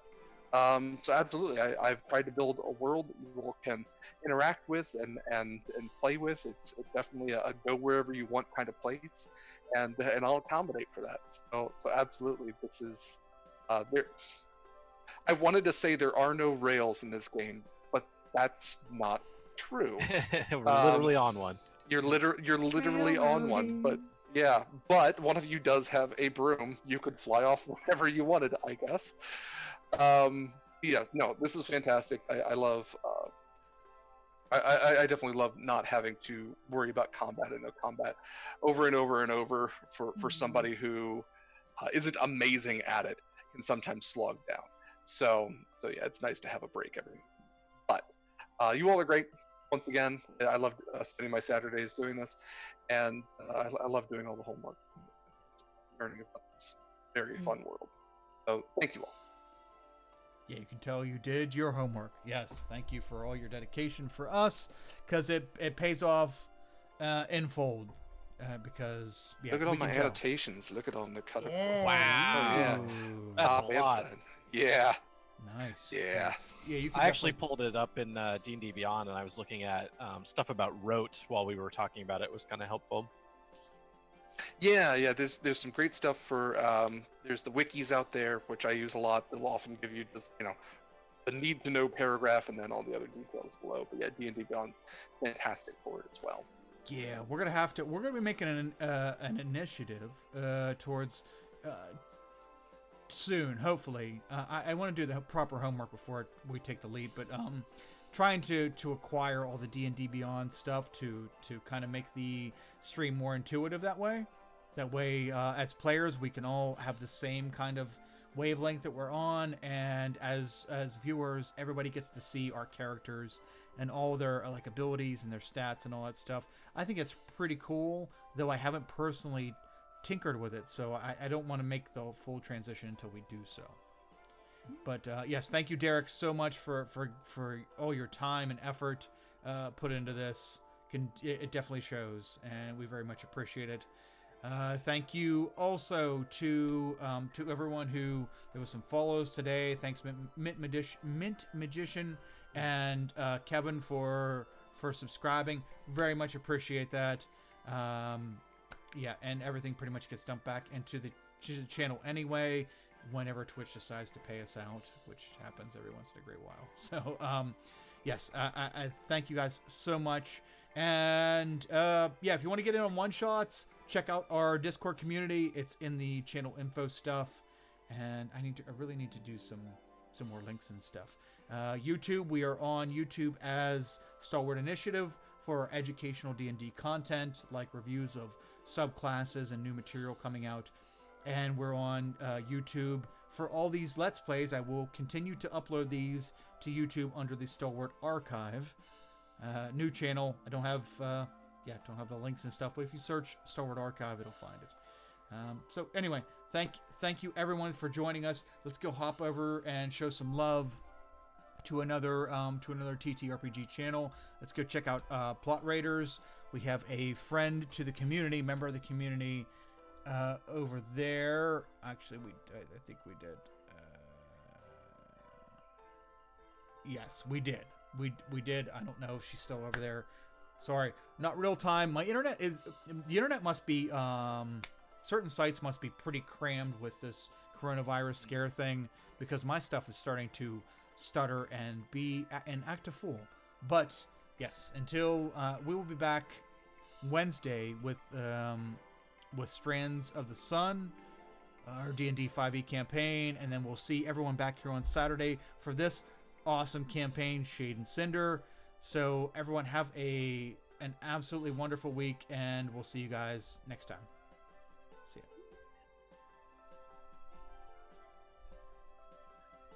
And if I can find the button, son of a gun, it's buried. Hold on.